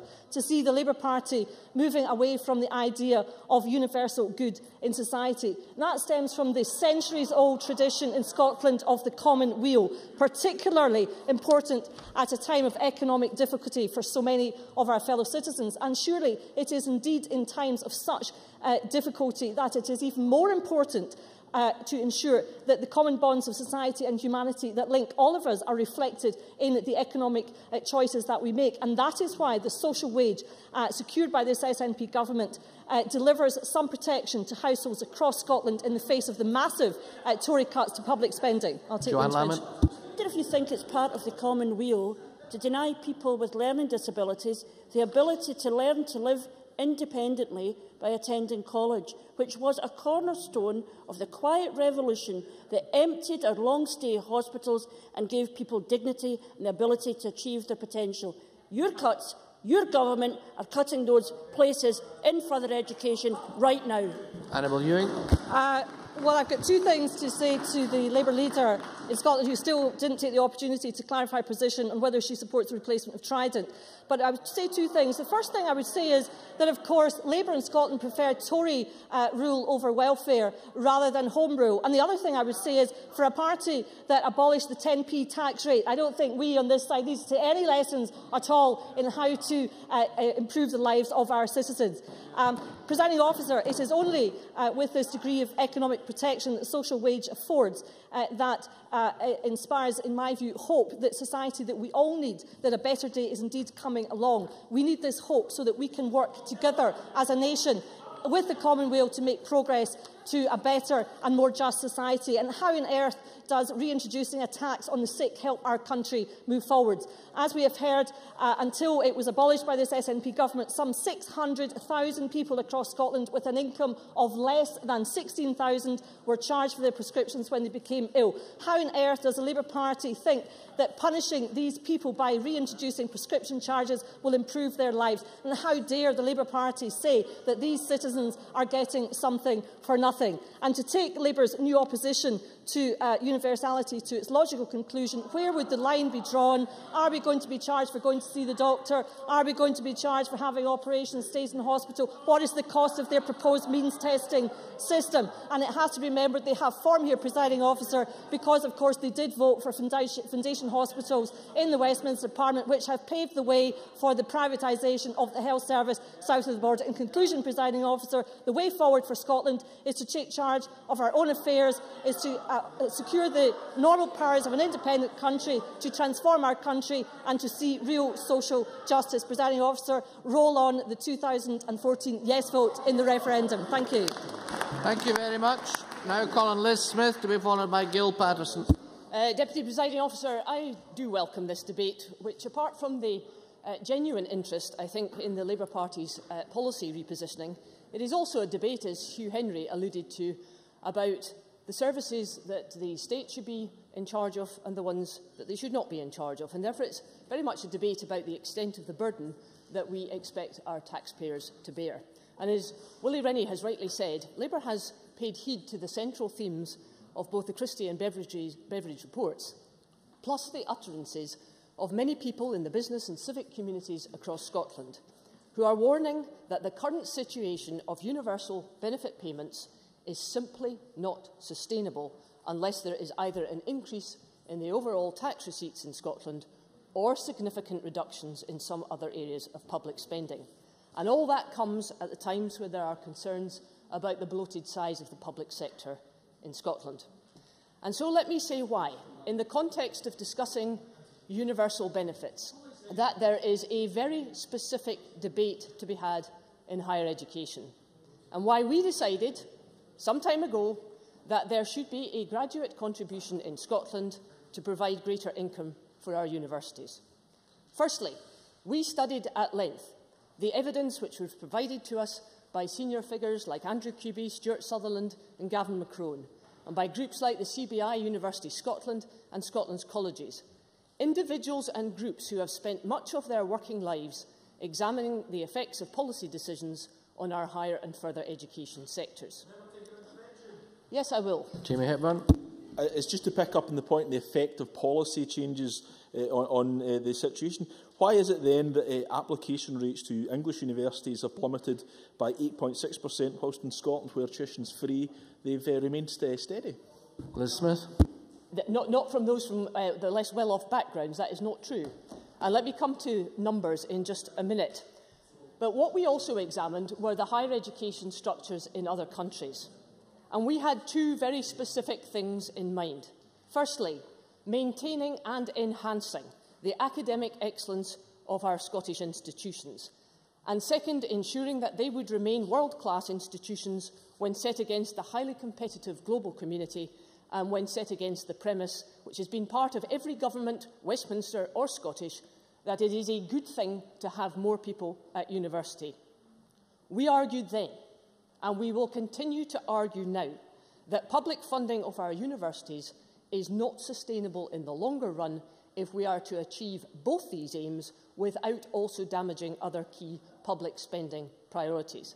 That is why, like the experts that I've mentioned already, we think there should be the means of securing additional income for our universities, particularly in the light of the overwhelming evidence, some of it given to the Education Committee in the last 2 weeks, that a sizable funding gap between north and south of the border exists and that will get bigger, particularly if we see a trend where there are more Scottish-domiciled students and EU students coming to Scotland at a faster rate than those from the rest of the UK or the international community, because that burden falls on the taxpayer. But there are other considerations. University education provides both a public and a private benefit, and that is why we believe there should be a balance maintained when it comes to funding. We also made the judgment that because 20% of our population remains functionally illiterate or innumerate in Scotland, we believe that group deserves greater priority within education spending. And because a graduate contribution in other countries has a history of providing more bursary support. And as well as that, there is the need to ensure that Scottish universities can continue to punch well above their weight when it comes to research funding and the development of knowledge exchange. And make no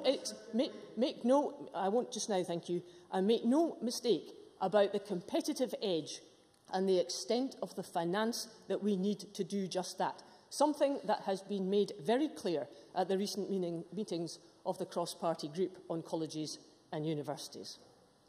But there is also an inherent discrimination within the Scottish Government's higher education funding policy. Discrimination between those who, for the exact same course, pay fees and those who do not, making a mockery of the SNP's claim that university entrance is based only on the ability to learn and not on the ability to pay. And there is the ongoing anomaly for EU students who, by virtue of EU law, come here free of charge. And the Cabinet Secretary may partially have solved the Irish anomaly, but he cannot solve the EU anomaly because, by law, it can't be done. So when Mike Russell makes that claim, he is grasping at thin air rather than grasping at the thistle. The SNP blandly argues that none of this matters. It's all to do with numbers. And at what price? At what price to our colleges? At what price to the competitiveness of our world-class institutions, to their staff, to their research funding and to their ability to stay ahead of the game for decades into the future? That is why we made the choice to have a graduate contribution. Presiding Officer, Gavin Brown eloquently set out why we will have to have major differences with Labour and why Joanne Lamont needn't get too worried about becoming the Tory poster girl just yet. But on one thing, we certainly agree with Labour. We need an honest debate, and that is why we will take that debate forward. Thank you very much. Now calling Gil Patterson to be followed by Malcolm Chisholm. Up to 6 minutes, please. Thanks, Presiding Officer. There have been times in my political life when I didn't know whether to laugh or cry. The announcement last week by New Labour was one of those moments. Who would ever have imagined that New Labour could out-Tory the Tories? Even Margaret Thatcher would have had more sense than to say Scotland can't be the only something-for-nothing country in the world. Sadly, this wasn't the case with the New Labour Party. Presiding Officers, let me tell Labour just a few things. Whatever we decide to do with our money is for us to decide, particularly since the money we are talking about is ours, and not just some of it, but all of it. In fact, what we get to spend is less than what we contribute, and the way that Labour articulated its something-for-nothing announcement smacks of the subsidised Scotland First strategy that has persisted from the Labour Party and the fellow unionist parties for years, when in fact, not at the moment, when in fact Scotland subsidises others by paying in more than we receive. All of this designed to undermine the people of Scotland's self-confidence and self-belief. Then there are the specifics of what Labour promote. For instance, to identify who qualifies for free prescriptions will result in the introduction of mean testing the record of self-respect and self-confidence. I just wonder if any of those responsible for this proposal have ever been on the receiving end of means testing. Let me tell you firsthand, having been forced to take handouts at school. As a young child, the humiliation experienced, along with the jibes and the bullying that goes with it, is totally and utterly soul-destroying. So much so that I preferred to go hungry many times rather than be hit with the stigma surrounding handouts. And of course, if the reason why Labour is suggesting this is a shortage of cash and that some people benefit from prescriptions who are well enough off to pay for their own, but Labour are still happy to put those who are generally in need through the misery of means testing, then their reason doesn't stand up to scrutiny. Since it would cost more in pure bureaucracy than what it costs to provide free for all our people. Looking more closely on the impact of charging for prescriptions would have on the general population, I remember well when I was taking evidence on my private member's bill on palliative care during the last Parliament, visiting hospitals, hospices and care homes, as well as many other institutions, talking to doctors, nurses, patients, family members and friends. I sought the views as to the desirability of such a bill for those at the end of their life. On one occasion, I was speaking to a gentleman who explained his personal journey and how life could have been made a little bit easier for him and his family. He explained that he had been very unwell and off work, but after a while his condition improved enough for him to return to work. As he was earning money, he had now had to pay his prescriptions, which consisted of, and my memory serves me right, I think it was 5 items. He informed me that he could only afford roughly 3 or 4 items. His doctor had indicated that he needed to take the full prescription in order to advance his recovery, but as he couldn't afford, it effectively made him sicker. Would he have lived longer if he was able to take the full prescriptions? I don't think we know that. If the gentleman had access to prescriptions during this period, how much would it have cost the taxpayer in real terms. I suspect a lot greater. Instead, he had to go through sessions of acute care, which we all know is far more expensive and stressful for the patients and their families. I'm sure that all members of this Parliament have had constituents who have been in a similar situation, and we should honour our commitment to ensure that our people live and die in dignity. Free prescriptions for all, regardless of income, lives up to that commitment. Labour members, in the manner in which they follow their leader, and I don't mean Joanne Lamont, but their real leader, Ed Miliband, who is abandoning those who are able to defend themselves in order to play to the south-east of England, should hang their heads in shame for this betrayal and should know that the rightward shift of Labour Party is not yet complete. London institutions and policymakers are calling right at the moment for public sector wages to be capped in the regions in order to further subsidise those in the south-east. Tory MPs are clamouring to outflank Labour Party and making the divided United Kingdom even more than divided as it is at the present time. What this means is those who live in the leafy suburbs of London are in secure jobs created by the government in an area which is already over-subsidised will further benefit while the rest suffer. And once they retire, many of them will cash in their subsidy bonuses and head for the poorer regions, where they will outbid the local inhabitants. You must close, please. I will close there. Right, thank you very much. Now calling Malcolm Chisholm. Up to 6 minutes, please. Presiding officer, I've always thought that the Deputy First Minister was a superb debater, and today she spoke with her usual forcefulness and style. But her speech today, like that of her colleagues, was constructed out of building blocks of fantasy. Fantasy about Labour's position on these matters, fantasy about the world of limitless resources she would like, rather than the world of declining resources that we live in, and fantasy about the Scandinavian welfare with Romney-type tax cuts,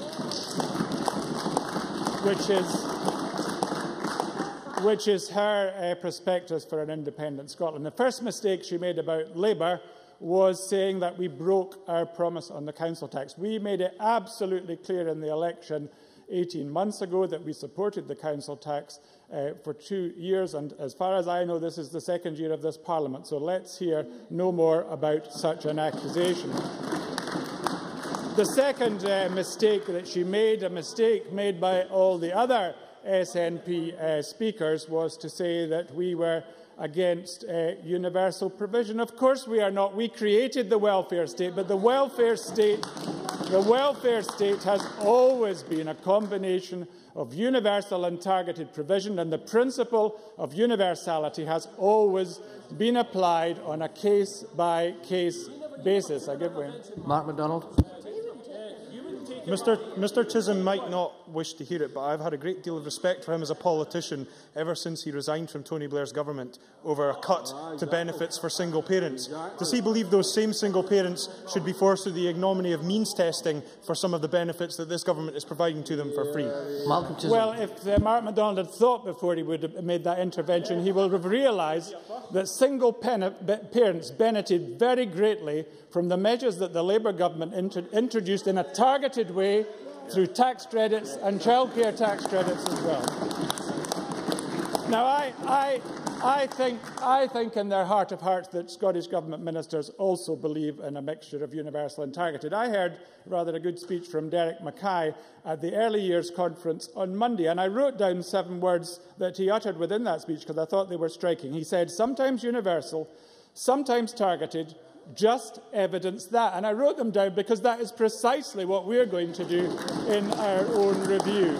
And of course, Alec Neil came to exactly the same conclusion a couple of years ago with reference to the central heating programme when he changed the universal provision that we introduced and made it targeted. And I don't criticise him for that in that particular case. For the avoidance of doubt, what we are going to do is consider openly and transparently contentious issues such as the continuation of universal entitlement, as Campbell Christie urged us to do. And we will do it avoiding the polarised terms he warned against, polarised terms that we have heard in spades from the SNP today. The SNP, in a minute, is in denial about the real world of political choices and is failing to recognise that every specific decision has an opportunity cost. That is a central rule of politics, especially at a time when budgets are going in one direction and demographics in the opposite. None of the universal entitlements being discussed today were linchpins of the post-war welfare state in the same way that the NHS is, which is not to say that they are not desirable.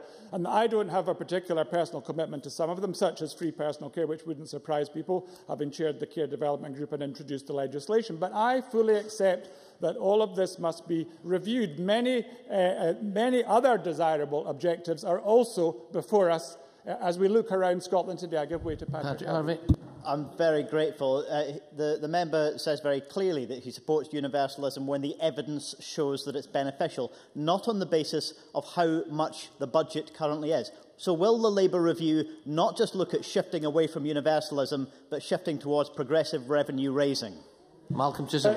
Well, obviously the answer to that last bit is yes, but it's still a flight from the real world to say that you cannot take account of the overall budget that you have. That is more fantasy politics. We have to work. We might wish that we have more resources, and the SNP might tell us, although we don't believe them, that they would have limited resources within an independent Scotland. But we have, at the present moment, to deal with the resources that we have. And as I was saying before that intervention, there are many other desirable objectives that I'm sure many people in this Parliament share. For example, the new ambitions we have round the early years agenda, which has grown in prominence, and I welcome that over the last few years. The abolition of child poverty, the living wage, ending homelessness, providing services to the most disadvantaged in our communities and giving them the opportunities that others have and they do not. Politics is about competing desirable objectives and making hard choices between them in the light of the resources that are available. So that is the real situation that we confront. It is not a matter that some of the issues that we're discussing today, some of the entitlements we're discussing today are undesirable. For goodness sake, we introduced most of them when we were in government. Of course they are desirable, but everything is relative. We have heard from speakers on our side, led by Joanne Lamont, of all the problems that we have, particularly in our disadvantaged communities, but more generally than that. And it's a matter of weighing up the competing desirable objectives and deciding what are most desirable for us within the current financial situation. We have made that groundbreaking step, and it is time that others moved on and made the same step as we have. Many, many thanks. Now calling Kenneth Gibson, up to 6 minutes, please. Thank you, Presiding Officer. We in the SNP believe that access to education should not be based on the ability to pay. We believe healthcare should be free at the point of need. We believe in protecting hard-pressed family budgets at a time of recession. And we believe older people should be treated with dignity and respect and enabled to enjoy an independent old age. Sadly, Labour no longer appears to do so. And Murdo Fraser summed it up last week when he said, "It's good to see Joanne warming to Tory ideas." In 2 years, Scots will not only have an opportunity to vote in a referendum to re-establish Scotland as an independent nation, but also face a stark choice regarding the kind of society they wish to see. I'm therefore pleased we've had the chance to explore this today, and I'm grateful to Labour for tabling this motion, even if I find it ironic that they wish to debate the long-term future of our nation when these political chameleons seem incapable of maintaining a policy position on anything for more than a few short months. The comments made by Joanne Lamont, presumably bouncing her party, certainly the STUC knew nothing about it, were nothing short of remarkable. A Labour Party long since bereft of any policies or ideas. My understanding is that this summer they were going round SCVO asking if they had any. The only policies they had at the last election were to steal popular SNP ones, and I will let you in at some point, Mr Gray, which they opposed, pinched at the election and then discarded, now taking a huge leap to the right and seeking to remove popular, effective, idealistic and fair universal benefits from the people of Scotland during the harshest economic recession in living memory. It frankly beggars belief, and both Labour and the Conservatives today seem to have ruled out economic growth as a potential route out of the mire that we are currently in, which just shows how utterly bereft they are in terms of their policies. Cut, cut, cut is all they have to offer. It would appear that 13 years of Blair and Brown, followed by their recent bed-in with the Tories, has transformed an increasingly opportunistic and posturing Labour Party beyond recognition. But our record of delivering equality, opportunity, independent living, dignity and respect to the people of Scotland speaks for itself, and we are proud to defend our record in the provision of universal benefits. Not long now, and I'll let you all in, not you, Mr Finlay, after that embarrassing contribution earlier on. Joanne and Lamont and her party, instead of seeking to protect benefits such as a free bus pass, free higher education, free personal care for the elderly, free prescriptions and freezing the council tax, now want to limit access or scrap them altogether. How many of the 1.24 million people with a free bus pass will lose that bus pass? But of course it's not, is it? They say we have to look at reality. And of course we have to look at reality. But it's funny that reality didn't seem to come into the equation when we were discussing the budgets last year, whereas my colleague Mark MacDonald pointed out clearly every single Labour front bencher called for more money in every single portfolio.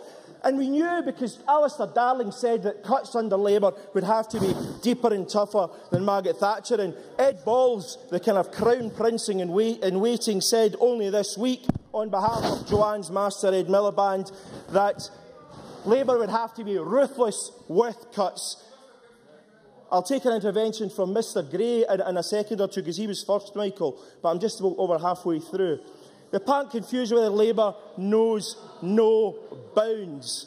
And Ed Miliband yesterday simply rehashed the 1995 Tony Blair speech on One Nation, plagiarised, as you would see if you read today's Independent. Mr Gray, you were up after 30 seconds. Ian Gray.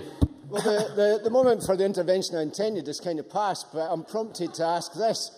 If this SNP government have cut 30,000 public sector workers out of the workforce in Scotland, then their cuts are deeper than George Osborne's. Are they not the most ruthless cutters on these islands today? Absolutely preposterous. The workforce is not shrunk by 30,000, and jobs have been by wastage, not by compulsory redundancies. Unlike some of Labour's councils, Councillor Gordon Matheson bragged that Labour-controlled Glasgow City Council was the first to introduce a council tax freeze and featured a 5-year council tax as his #1 priority. But Glenn Lamont says it now can't be afforded. Of course, Hugh Henry said, oh, but of course the SNP would force us to take it. I'm sorry, Mr Henry, the Scottish Government's remit extends only to 2016, Gordon Matheson's to 2017. So either Labour think we're going to win again in 2016 in an independent Scottish Parliament, or in fact Labour were being cynical then, as they have been in recent months. In a manifesto, Labour MSPs in this chamber stood on, we are told concessionary bus passes and police numbers would be protected, and the majority of Labour MSPs and the party nationally signed a pledge against that. People like Jenny Mara, people like Ian Gray, people like Joanne Lamont herself. It's a betrayal of your own manifesto commitments. You've already been told them in my last minute, Michael, so sit down. Ironically, as John Mason will recall, as part of their usual pay anything to get elected, including frightening old people by-election misinformation campaign in Glasgow East 4 years ago, Labour claimed the SNP would abolish pensioners' bus passes. Now we hear nothing from Labour is off the table. Labour doesn't seem to understand what it even stands for anymore. Of course, Joanne Lamont has been praised mainly by the Daily Record and the Daily Mail for being brave in making an announcement, but the reality, there is no bravery in refusing to tell people which benefits would be removed if Labour took office and who would suffer, and there's no bravery on picking on the weakest people in our society. Presiding Officer, I support the Cabinet Secretary's amendment. Thank you very much. Now Colin Patrick Harvey, sadly only 2 minutes, please. I agree with the central premise that the Labour Party are putting forward, that it's not possible to show a commitment to a series of universal benefits and to high-quality public services, while at the same time showing an instinct to cut every tax. In short, the phrase that Joanne Lamont used, a commitment to Scandinavian levels of public services and US levels of tax. Of course I agree with that. I said exactly that. I used exactly that phrase before the local government elections this year. I used exactly the same phrase before the Holyrood election last year. And I know better than most of you how hard it is to win people's votes when you're being honest about that before an election instead of coming along and saying it after an election. So I welcome the call for an open and honest debate, which has been echoed by so many Labour members. But then what? After calling for the debate, you have to say where you stand in the debate. And it took until Malcolm Chisholm, towards the end of the debate, to even acknowledge that revenue raising needs to play a role within this debate as well. Now, I agree also with Annabel Ewing about cancelling Trident, but I've listened to enough decent, excellent, barnstorming, lefty speeches about cancelling Trident that I've heard that money spent 1,000 times already. It won't pay for everything. And if she meant her comments in that part of her speech, then she must vote against Angus Robertson's commitment to spend £2.5 billion in Scotland on the military, 2% of our GDP. Presiding Officer, it's clear that universal benefits, free services, none of this is free. It's a question of what we choose to pay for collectively. And we choose to pay for these things collectively because we're better off collectively if we do so. But they must be paid for on that collective basis. And so if this is a real debate, I call on both sides of it to agree that the one thing that we must do in this current session is free the hand of local government to raise the revenue that it needs in progressive ways, and we should be looking to do that as soon as possible. Thank you very much. Sadly, Stuart Stevenson, only 2 minutes too, please. Well, Malcolm Chisholm at least will be pleased if my speech is made of straw. It is now entirely going to be Labour straw. Labour leaflets, Central Labour. Freeze council tax. Not freeze council tax for 2 years, just freeze council tax. Ian Gray, freeze council tax for 2 years. Richard Simpson, keep free bus passes for the over 60s. Richard Simpson, Scottish Labour will not introduce tuition fees to pay for higher education.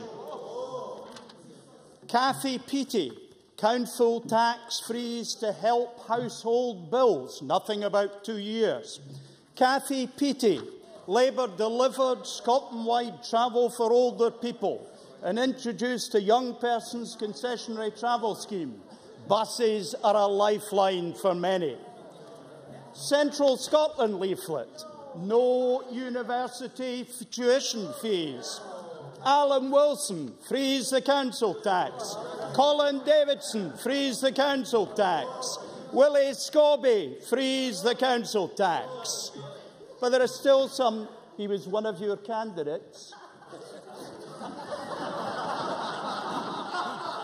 I'm so glad to enlighten Labour on such a wide range of subjects. But there are still some decent, caring people in Labour. Carwyn Jones, we are not going to change the policy on free prescriptions. We can afford it. If we say that people have to start paying for their medicine, where does it end? Let me end with Omar Khayyam. Each morn 1,000 roses bring, you say. Yes, but where leaves the rose of yesterday? And this first summer month that brings the rose shall take Miliband and Lamont away. Many, many thanks. Now Colin Murdo-Fraser, up to 6 minutes, please.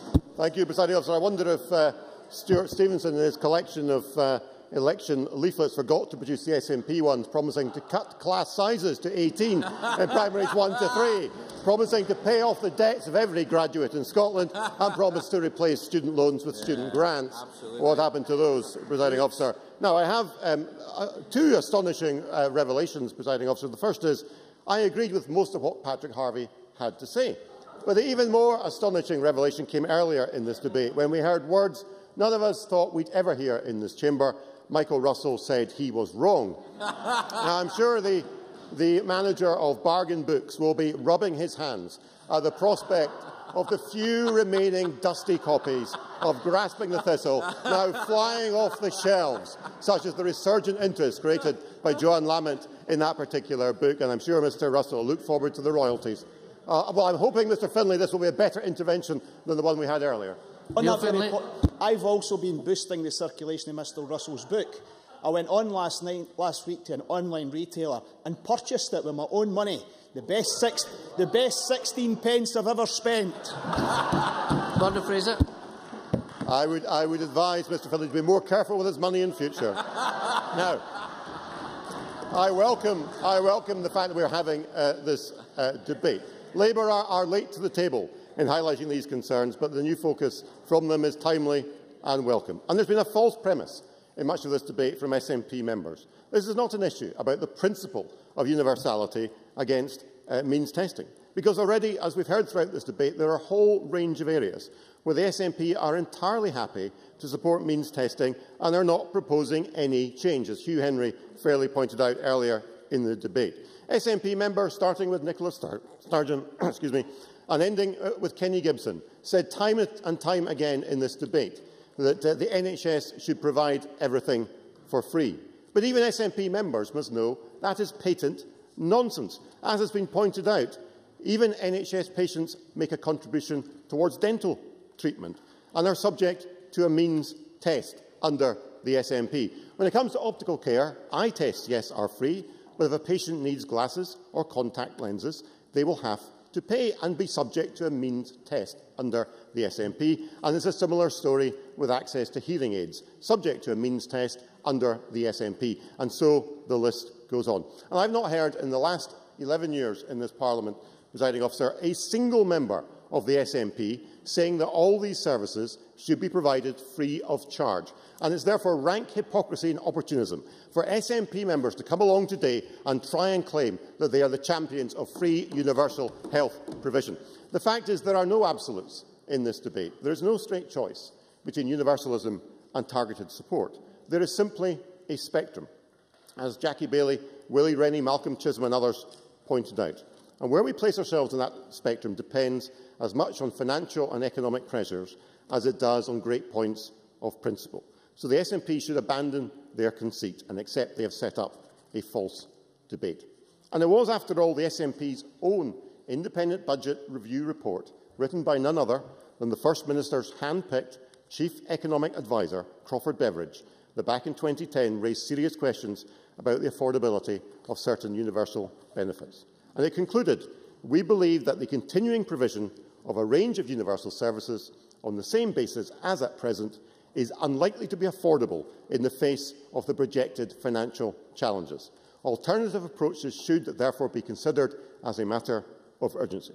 So back in 2010, 2 years ago, the SNP's Chief Economic Advisor was saying alternative approaches should be considered as a matter of urgency.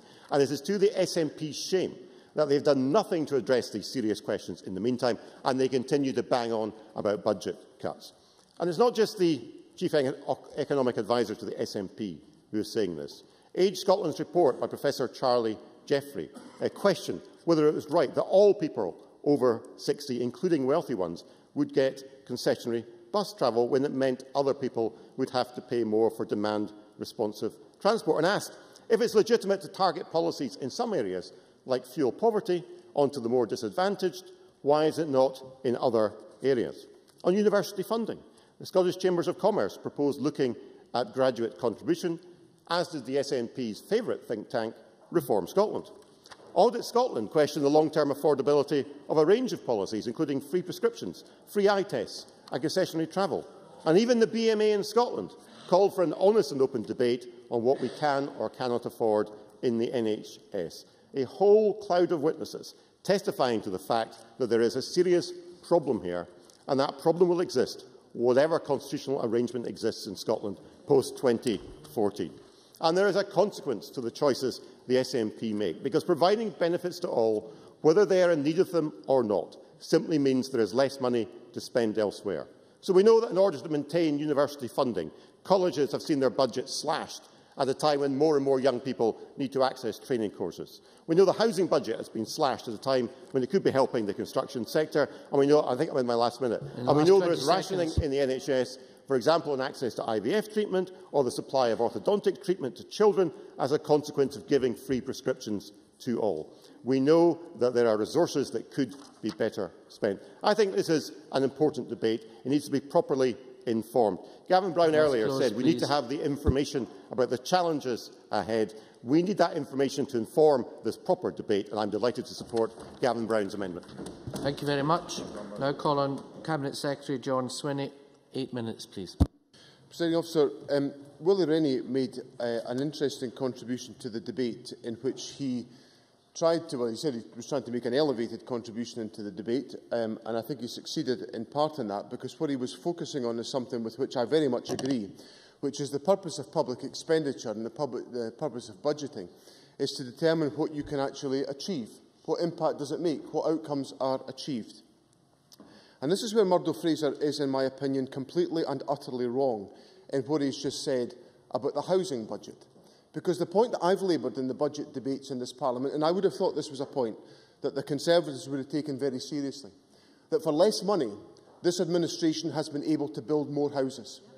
Isn't that a welcome achievement on behalf of this administration in using public money at a time of enormous public spending pressure to deliver better outcomes by constructing more homes for the people of our country? That is what we are doing in taking forward the public spending priorities of the country. And it brings me on to the second point. I will do, yes, If the Cabinet Secretary can make the money go further, why then does he restrict the number of homes that he builds? Cabinet Secretary. Well, I'm afraid I just don't follow that point completely, because what I'm trying to say to him is that by using a smaller amount of money, we are able to achieve, because there is, well, it takes me to point out to Mr Brown there's a finite sum of money because of the cuts from the Conservative government in London. Now, the other point where Murdo Fraser is wrong is that we have done nothing to address these issues. And this is where I completely and utterly disagree with the Labour Party, that somehow nothing has been done to address the public spending issues of the difficulties that we face. Because I think the Labour Party is coming to this debate many, many years too late of these issues emerging. Every year we have a debate in this Parliament about the budget, and I am immersed in that debate, and I have been in every single debate since 2007. And throughout the period of my stewardship of the public finances, I have engaged with other parties about how we should shape the priorities of the Scottish Government to try to ensure that we deliver on those outcomes that Mr Rennie talked about. On occasions, I've been able to make agreement with the Conservatives, with the Liberals, with the Greens, with my dear friend in the back row, Margaret MacDonald, and only on one occasion, have I managed to make an agreement with the Labour Party on the contents of the budget. And when was that? That was only because the Labour Party voted against my budget one week and voted for the same budget a week later. That's the only circumstances I could get agreement with the Labour Party, when they were in a state of total shambolic chaos, which I think rather represents exactly where they have been since a week ago yesterday. And if I look at the issues that I was wrestling with about the budget and my agreements with the Labour Party, I most definitely will give way to Mr Gray. Remember that budget debate, and I have to say I think it was the Scottish Government that was in a state of complete and utter shambles at that point. But, you know, these days I have trouble remembering further back. Perhaps Mr Swinney could remind me, in 8 years of opposition, how many budget amendments, suggestions, did he bring forward to budgets over those 8 years? I think the answer is 1. Cabinet Secretary. Well, I'm not sure Ian Gray speaks from a position of strength in terms of budget management on behalf of the opposition. But let me just remind Mr Gray, because he was across many of these discussions between 2007 and 2011. On not one occasion, in the whole period from 2007 to 2011, or since, has the Labour Party ever come to me and asked me to give more money to local government. Not once. But that is the clarion call that we're getting today, that somehow local government has taken the brunt of the government's financial decisions. But on no occasion has the Labour Party exercised any of the influence they could have had when we were in a minority, when they could have exercised enormous control over the decisions that I was having to take. Never did they darken my door and ask for more money for local government. I'll give way to John Lamont. In the debate, and that is, in 2010, he said the Beveridge report would be a critical platform to build consensus within the Parliament and across Scotland about how we deal with the pressures on our finances. His Deputy First Minister, when I raised these issues, impugned my motives and said nothing will change. When will he build a consensus by a serious debate about what Beveridge and Christie said? Cabinet Secretary. I don't think Joanne Lamont is in any position to talk about anybody impugning anybody's motives when she's sitting beside Hugh Henry after the contribution he made to this debate this afternoon. Hugh Henry. Presiding Officer, the issue is that Derek Mackay voted to give only a few schools free school meals in early primary, and he, as a parent, benefited financially. He voted not to give universal entitlement, but he did vote to make disabled adults pay for their transport to day centres. That was a choice he made. Resume your seat. We have a point of order. Fiona MacLeod. Presiding Officer, under Rule 7.3, could it possibly be that Mr Henry is still refusing to conduct himself in a courteous and respectful manner towards this chamber? Hear, hear. Can I just remind all members that they should be conducting themselves in a courteous and respectful manner? Mr Cabinet Secretary. Yeah. And what Mr Mackay was doing was following an agreement between the government and local authorities in Scotland to support areas of the country that were experiencing the problems of deprivation, and I don't see why Hugh Henry has got such an issue to take with supporting young people with deprivation, which makes a mockery of the rubbish he's been talking about all afternoon. Now, Presiding Officer, John Lamont asked me when I'm going to start to build the consensus within Parliament around these issues. I started that debate in 2010 with the Christie Commission.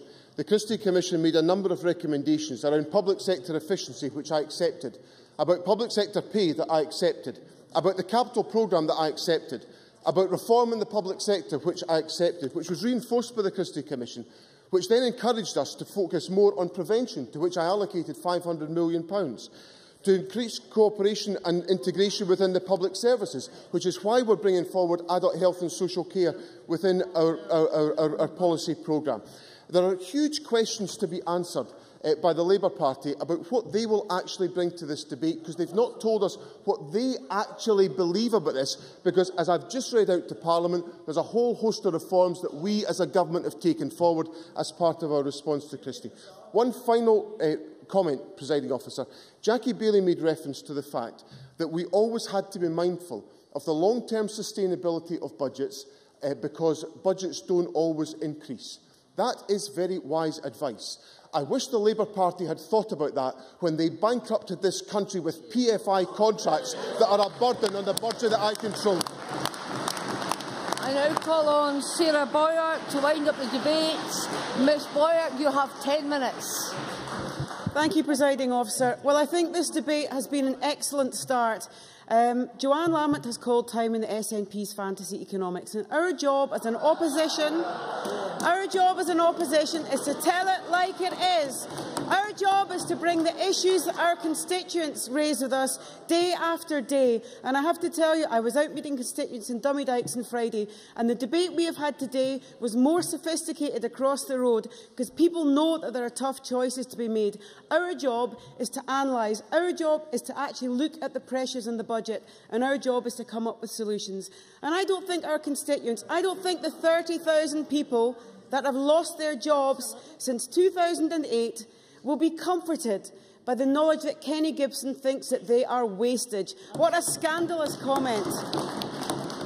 Last year alone, 14,500 council jobs went. Last week, Last week, officers in North Lanarkshire and Ms. Glasgow... Boyd, we have a point of order. Point of order. Misrepresentation. I said that jobs had gone because of Mr. Gibson. People retire and leave, and you Mr. know that Gibson, fine that well. Of order, please. Mr. Gibson, resume your seat, please. Ms. Boyack. I'm sure a reading of the official report will back up the comments I have just made. Last week, officers in North Lanarkshire and Glasgow highlighted the possibility of another 2,500 jobs being lost. That is not going to kickstart our economy. That's not going to help us come out of recession. And Labour local authority leaders are clear that they're making the toughest decisions for a generation. Because we've now had, no thank you, we've now had 5 years of an unfunded council tax freeze. That is the problem. The council tax freeze is not funded. You only need to look at Professor Bell's comments to Finance Committee last week. This is something we need to take seriously. There is a direct impact on the ability of local government to use their resources to help people get through the recession we're currently suffering from. And those services face a double whammy: less support from the SNP government, but an even greater reliance on the Scottish Government for resources. So that is why our Devolution Commission will not just look at powers for the Scottish Parliament, we will look at powers for local government. They need to be treated with respect and they need the opportunity to provide their services that local members of the public have voted for. We didn't devolve powers from the British state just to see an increasingly centralised Scottish state. I don't know if any colleagues have read John Swinney's... not taking an intervention, Mr Stewart. I don't know if any colleagues have read John Swinney's letter to local government, because it tells you everything you need to know about the relationship between the SNP and local government and the partnership that's meant to be in place. We expect you to sign up the council tax freeze. If you don't, your finances will be clobbered. We expect you to stick to the precise letter and teacher numbers and probationers. And by the way, don't bother replying unless you refuse our terms. Written in here, I've highlighted it for you, Mr Swinney. Mr Swinney. I take it by Sarah Boyack's comment that she takes objection to the government trying to sustain the number of teacher places in our schools, that the Labour Party now wants to reduce teacher numbers in the schools of Scotland. Is that where the Labour Party's reached? Sarah Boyack. Well, my objection is, first of all, those teacher numbers have fallen, and secondly, you're passing the buck. You're passing the buck to local authorities for all the difficult decisions that are coming in this budget.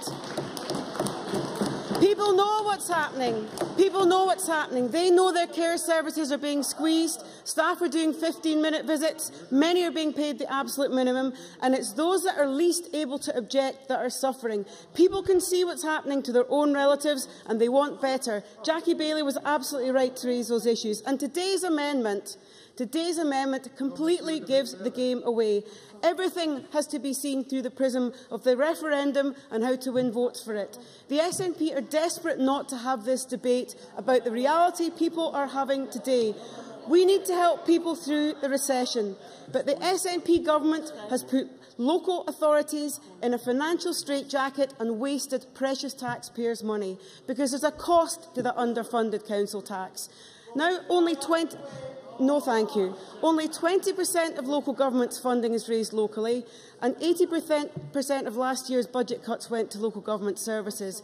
If you don't believe me that this is a problem, you only need to listen to SNP councils.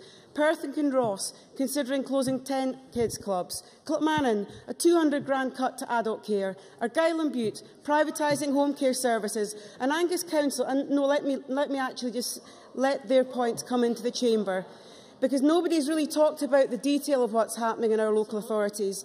Efficiencies and reduced staffing numbers can only be achieved by being more focused about what we do and how we do it.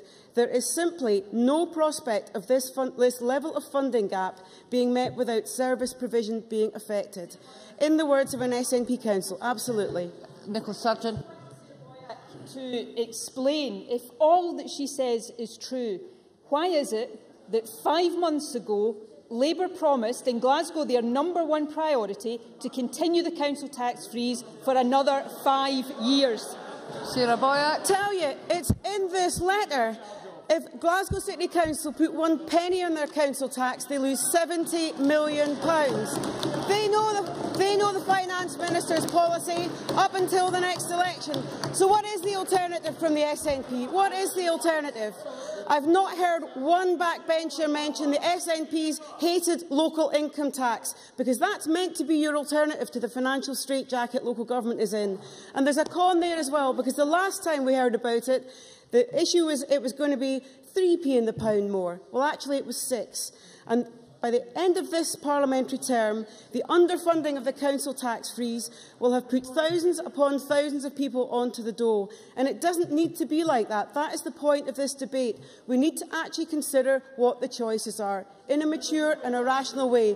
Now, no thank you. It's difficult to do that in the context of this chamber, but this debate has started. SNP members need to know that this debate is now happening in kitchens across the country, in businesses across the country. People are asking to look at the detail of these policies. And rather than getting better police services across the country, we'll see a colossal waste of money, because the SNP weren't prepared to listen to us on local funding and local police services. We have been suggesting alternatives. And today we do have a local job creation scheme which has been delivered. I understand that the First Minister has appointed his 13th spin doctor. Again, everything you need to know about this government. Last week we had the scandal of the pension deal for the new fire chief, who's been taken on again but with a bigger salary. It's not fair and it's not good in economics. And never mind the fact that our new national police chief had to make the first announcement was about losing 3,000 jobs for the backroom civilians that keep our communities safe. None of this is fair and none of it's good economics. So excuse us if we do our job by pointing out the obvious, that this SNP government has been getting the big decisions on public finance wrong. There's young people desperate to get skills, and there's employers desperate to have young people with skills so that our economy can grow. The SNP told us there will be no FE courses scrapped. Now, that's SNP fantasy, because those courses haven't been stopped. It's simply that they're not running this year, so you can't get on them. It's a cruel sleight of hand for young people who are desperate to get a start in life. Last year's SNP budget cuts are hitting FEs hard. They're hitting the young people who desperately need those skills. And the government is pulling up the ladder on those young people. It's about skills, it's about qualifications, it's about making sure our economy and our country has a future. And today, the SFHA has blown the whistle on housing. There's absolutely no chance of the SNP government meeting its social rented housing targets. And that's after a year of 12,000 construction workers losing their jobs. It doesn't have to be this way. Look, many of us in here do agree that the Tory government is cutting too fast and too deep. But instead of protecting people, this SNP government is making things worse. As Ken Macintosh said 2 weeks ago, the SNP's proposed budget isn't a budget for jobs, and that's why Joanne Lamont has called for proper discussion about these issues. We need to call time on fantasy politics. Look at the issue of the cost of transport. You need to start winding up, Ms. Boyack. Bus fares are up, services are cut, and astonishingly, this government has knocked back £350 million from Network Rail to improve our rail infrastructure. You couldn't make it up in time of a recession. We need to face the reality. The Christie Commission talks about demographic changes heading our way, but the SNP are too busy nation building to look at what's happening to our nation now. Don't take my word for it. Listen to SNP councils and listen to the late Margaret Ewing. The last time the Tories were in power, she said, "We must concentrate help on the groups on whom most concern about risks is focused: the elderly, the sick, the disabled and the very young." No one can disagree with that. It was true in 1991, it's true today. That concludes this afternoon's debate on Scotland's future. We now move to the next item of business, which is consideration of business motion 4379 in the name of Joe Fitzpatrick on behalf of the Parliamentary Bureau setting out a revision to the business programme for tomorrow. Any member who wishes to speak against the motion should press the request to speak button now, and I call on Joe Fitzpatrick to move motion number 4379. And in so doing, Presiding Officer, can I bring to the Chamber's attention the revision of business tomorrow to allow a ministerial statement on the West Coast Main Line? No members asked to speak against the motion, therefore I now put the question to the Chamber. The question is that motion number 4379 in the name of Joe Fitzpatrick be agreed to. Are we all agreed? Yes. The motion is therefore agreed to. The next item of business, consideration of business motion 4348 in the name of Joe Fitzpatrick on behalf of the Parliamentary Bureau setting out a business programme. I would ask any member who wishes to speak against the motion to press the request to speak button now.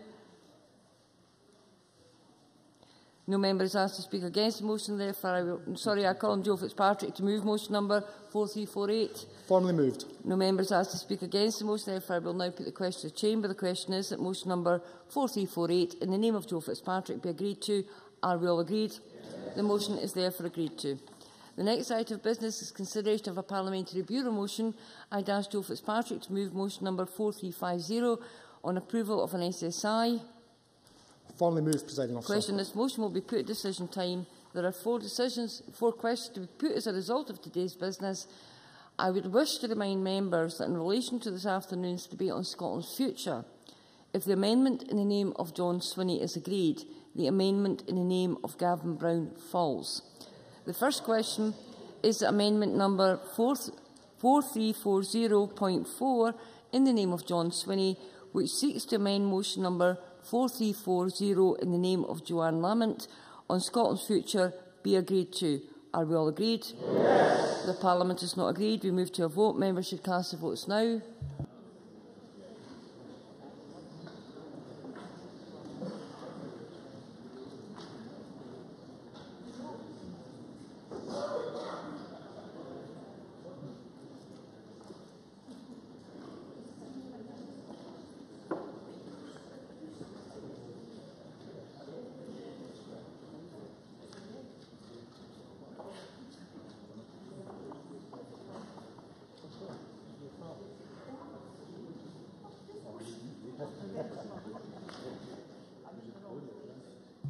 The result of the vote on amendment number 4340.4 in the name of John Swinney is as follows.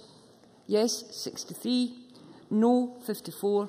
There were 3 abstentions. The amendment is therefore agreed to, and amendment number 4340 falls. The next question is that motion number 4340 in the name of Joanne Lamont, as amended, on Scotland's future be agreed to. Are we all agreed? Yes. The Parliament is not agreed, therefore we move to a vote. Members should cast their votes now.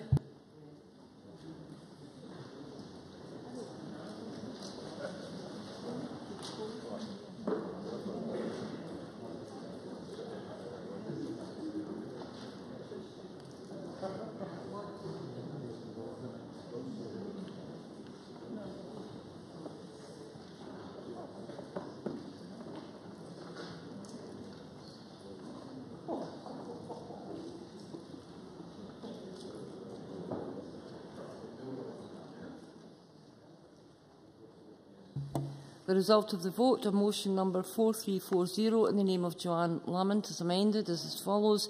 Yes, 63.